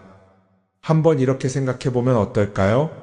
만약 내가 지금부터 딱 1년 동안 불필요한 소비를 하지 않는다면 내 삶이 어떻게 변할까? 아마 처음에는 답답할 수도 있어요. 사고 싶었던 걸 참아야 하니까. 그런데 그걸 몇 번 참고 나면 어느 순간 깨닫게 될 겁니다. 내가 굳이 이걸 안 사도 괜찮네? 그렇게 불필요한 소비가 줄어들면 자연스럽게 돈이 쌓이겠죠. 그런데 돈이 쌓이는 것보다 더 중요한 게 있어요. 바로 마음의 여유가 생긴다는 겁니다. 돈을 쓰지 않는다고 해서 불행해지는 게 아니라 오히려 소비로부터 자유로워지면서 진짜 행복을 찾을 수 있어요. 물론 이걸 실천하는 게 쉽지는 않겠죠. 우리 주변에는 소비를 부추기는 것들이 너무 많으니까요. 하지만 적어도 이런 건 해볼 수 있습니다. 뭔가를 사고 싶을 때 한 번만 스스로에게 물어보는 거예요. 이게 정말 나한테 필요한 걸까? 아니면 그냥 순간적인 욕심일까? 만약 그 질문을 던졌을 때 5초 안에 당연히 필요하지 라는 답이 나오지 않는다면 사실 그건 없어도 되는 물건일 가능성이 큽니다. 정말 필요한 건 고민할 필요도 없이 바로 떠오르거든요. 그러니까 이제는 한 번쯤 생각해 봐야 할 것 같아요. 나는 지금 내가 원하는 삶을 살고 있는 걸까? 아니면 남들이 만든 기준에 맞추기 위해 내 시간을 팔고 있는 걸까? 소비를 줄인다는 건 단순히 돈을 아끼는 게 아닙니다. 그건 결국 내 삶의 선택권을 되찾는 일이거든요. 돈을 많이 버는 것도 중요하지만 더 중요한 건 그 돈을 어떻게 쓰느냐입니다. 그리고 때로는 아무것도 사지 않는 게 최고의 선택일 수도 있어요. 우리는 요즘 SNS 없이 사는 게 거의 불가능한 시대에 살고 있죠. 아침에 눈 뜨자마자 휴대폰을 확인하고 출근길에도 SNS를 보고 잠들기 전까지도 계속 들여다봅니다. 그러면서 남들이 어떻게 사는지 보고 나도 모르게 비교하게 되고 때로는 초조해지기도 하죠. SNS에 올라오는 사진들 한번 보세요. 맛집에서 멋진 음식을 먹고 해외여행을 다니고 좋은 옷을 입고 성공한 삶을 사는 사람들. 그런데 가만히 보면 이 사람들이 정말 행복해서 저런 사진을 올리는 걸까요? 아니면 그냥 행복해 보이고 싶은 걸까요? 실제로 SNS에 가장 많이 올라오는 사진이 뭔지 아세요? 남들이 부러워할 만한 순간들입니다. 집에서 편하게 쉬고 있는 모습이나 출근길에 지친 얼굴, 어제 먹다 남은 배달 음식 사진 같은 건 잘 안 올리죠. 대신 멋진 레스토랑, 명품 가방, 고급 호텔 같은 것들이 올라옵니다. 왜 그럴까요? 결국 SNS는 보여주기 위한 공간이기 때문입니다. 여기서 중요한 게 있어요. 우리가 SNS에서 보는 건 그 사람의 삶 전체가 아니라 편집된 일부 장면이라는 겁니다. SNS는 마치 한 편의 다큐멘터리나 영화처럼 잘 꾸며진 장면들만 보여줍니다. 그런데도 우리는 그걸 보면서 아, 저 사람은 나보다 더 행복하구나 하고 착각하죠. 예를 들어 SNS에서 한 친구가 해외여행을 가서 아름다운 풍경을 찍어 올렸다고 해볼게요. 우리는 그걸 보면서 부럽다, 나도 저렇게 살고 싶다라고 생각하겠죠. 그런데 정작 그 친구는 사진을 찍고 나서도 일 때문에 스트레스를 받고 있을 수도 있고 여행 비용을 감당하느라 카드가 걱정을 하고 있을 수도 있습니다.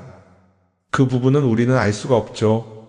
그런데 문제는 이렇게 남들과 비교하는 습관이 쌓이면 결국 내 삶이 초라하게 느껴진다는 겁니다. 원래는 그냥 조용히 살아도 괜찮았는데 SNS를 보고 나면 나만 뒤처지는 것 같고 뭔가를 더 해야 할 것 같고 괜히 불안해지죠. SNS는 기본적으로 사람들의 비교 심리를 자극합니다. 남들이 가진 걸 나도 갖고 싶게 만들고 남들이 하는 걸 나도 해야 할 것 같은 기분이 들게 만들죠. 그러다 보니 필요하지도 않은 걸 사게 되고 무리해서라도 화려한 곳에 가게 되고 남들에게 보여주기 위해 사는 삶을 살게 됩니다. 그럼 어떻게 해야 할까요? 사실 정답은 간단합니다. SNS에서 보이는 것들을 곧이곧대로 믿지 않는 것입니다. 그리고 더 중요한 건 남과 비교하는 걸 멈추는 것이에요. 어떤 사람이 비싼 차를 타고 다닌다고 해서 그 사람이 꼭 행복한 건 아닙니다. 좋은 차를 타고 다니지만 밤마다 사업 걱정에 잠 못 이루는 사람도 많아요. 반대로 대중교통을 이용하지만 마음 편하게 사는 사람도 있죠. 결국 행복은 보이는 것이 아니라 느끼는 것입니다. SNS를 덜 보면 덜 불행해진다는 연구 결과도 있어요. 하루 종일 남의 삶을 보면서 비교하는 시간을 줄이면 내 삶에 집중할 수 있는 시간이 많아지는 겁니다. SNS를 완전히 끊을 필요는 없지만 최소한 그 안에 있는 것들이 전부 진짜라고 생각하지 않는 태도는 필요합니다. 우리는 누구나 자신만의 속도로 살아가고 있어요. 남들은 남들대로 사는 거고 나는 나대로 살면 됩니다. SNS에서 남들의 화려한 모습을 볼 때마다 한 번쯤 이렇게 생각해 보세요. 이건 그 사람이 보여주고 싶은 삶일 뿐이다. 그러면 조금은 편해질 겁니다. 사람들은 다들 자기 인생을 살아간다고 생각하죠. 그런데 가만 보면 정말 자기 인생을 사는 사람이 얼마나 될까요? 많은 사람들이 사실은 남이 만들어 놓은 기준에 맞춰서 살고 있어요. 좋은 대학, 좋은 직장, 좋은 차, 좋은 집. 다들 이런 걸 목표로 삼지만 정작 내가 원하는 삶이 뭔지 깊이 생각해 본 적이 없는 경우가 많아요. 이건 어릴 때부터 교육받아온 방식과도 관련이 있어요. 우리는 어릴 때부터 이렇게 살아야 한다는 틀 안에서 자라죠. 공부 열심히 해서 좋은 성적을 받아야 하고 좋은 직장을 가져야 하고 결혼도 적당한 때에 해야 하고 마치 인생이 정해진 수순이라도 있는 것처럼요. 그러다 보니 나 스스로 정말 원하는 걸 고민하기보다는 그냥 남들이 정해놓은 목표를 따라가게 돼요. 그런데 이렇게 남의 기준에 맞춰서 살다 보면 어느 순간 공허함을 느끼게 됩니다. 이게 정말 내가 원했던 삶인가? 하는 의문이 들 때가 오죠. 어릴 땐 성적이 목표였고 사회에 나와서는 연봉이 목표였고 결혼하고 나서는 아이 교육이 목표였는데 그 목표를 이루고 나면 허무한 거예요. 계속 뭔가를 이루긴 했는데 정작 나는 어디에 있는지 모르겠는 거죠. 진짜 중요한 건 내가 원하는 게 뭔지를 아는 것이에요. 그런데 이게 쉽지 않죠. 오랫동안 남의 기준대로 살아왔기 때문에 막상 내가 정말 원하는 게 뭐지? 하고 물어보면 선뜻 대답하기 어려운 경우가 많아요. 하지만 이 질문을 하지 않으면 우리는 평생 남이 정한 기준 속에서 살게 됩니다. 그럼 어떻게 해야 할까요? 첫 번째로 필요한 건 내가 왜 이런 생각을 하게 됐는지 스스로 점검하는 거예요. 예를 들어 내가 비싼 차를 사고 싶다고 생각한다면 그게 정말 내 필요 때문인지 아니면 남들에게 잘 보이기 위해서인지 한번 따져봐야 해요. 만약 남들이 나를 어떻게 볼까 하는 게 더 중요하다면 그건 내 기준이 아니라 사회가 만들어 놓은 기준일 가능성이 큽니다. 두 번째는 다른 사람의 의견에 휘둘리지 않는 연습을 하는 거예요. 우리는 살아가면서 끊임없이 남들의 평가를 받죠. 그 나이에 그런 걸 시작한다고? 지금 그게 가능하겠어? 이런 말들이 우리를 흔들어 놓습니다. 그런데 그런 말에 신경 쓰다 보면 결국 아무것도 하지 못하게 돼요. 중요한 건 남들이 뭐라고 하든 내가 결정하는 거예요. 물론 남의 조언을 들을 수도 있고 참고할 수도 있죠. 하지만 최종 결정은 항상 내 몫이어야 합니다. 내가 결정하고 내가 책임지는 거. 그렇게 해야 내 삶을 온전히 내 것으로 만들 수 있어요. 세 번째는 내가 한 선택에 책임지는 자세를 가지는 거예요. 많은 사람들이 무언가를 선택하고 나서도 후회하죠. 괜히 이걸 했나? 이 선택이 잘못된 건 아닐까? 그런데 한 가지 확실한 건 후회한다고 해서 과거가 바뀌지는 않는다는 거예요. 내가 한 선택이라면 그 선택이 틀렸다고 해도 받아들이고 그 안에서 최선을 다하는 게 더 중요해요. 이렇게 말하면 그럼 실수하면 어떡하죠? 라고 걱정하는 분들도 있을 거예요. 하지만 생각해보면 우리가 실수를 두려워하는 이유도 결국 남의 시선 때문이에요. 내가 실패하면 남들이 날 어떻게 볼까? 이런 걱정이 더 크죠. 그런데 남들은 생각보다 우리한테 관심이 없어요. 우리가 성공하든 실패하든 남들은 자기 삶을 사느라 바빠요. 그러니까 내 인생의 주인은 결국 나 자신이라는 걸 명확히 할 필요가 있어요. 내 선택을 하고 그 선택에 책임지면서 남이 아니라 나에게 맞는 길을 찾는 것. 그게 진짜로 내 삶을 살아가는 방법이 아닐까요? 어쩌면 우리는 너무 오랫동안 이렇게 살아야 한다는 틀 속에 갇혀 있었는지도 모릅니다. 하지만 이제는 한 번쯤 생각해 봐야 합니다. 나는 진짜 내 삶을 살고 있는가? 그리고 만약 아니라면 지금부터라도 조금씩 바꿔보면 어떨까요?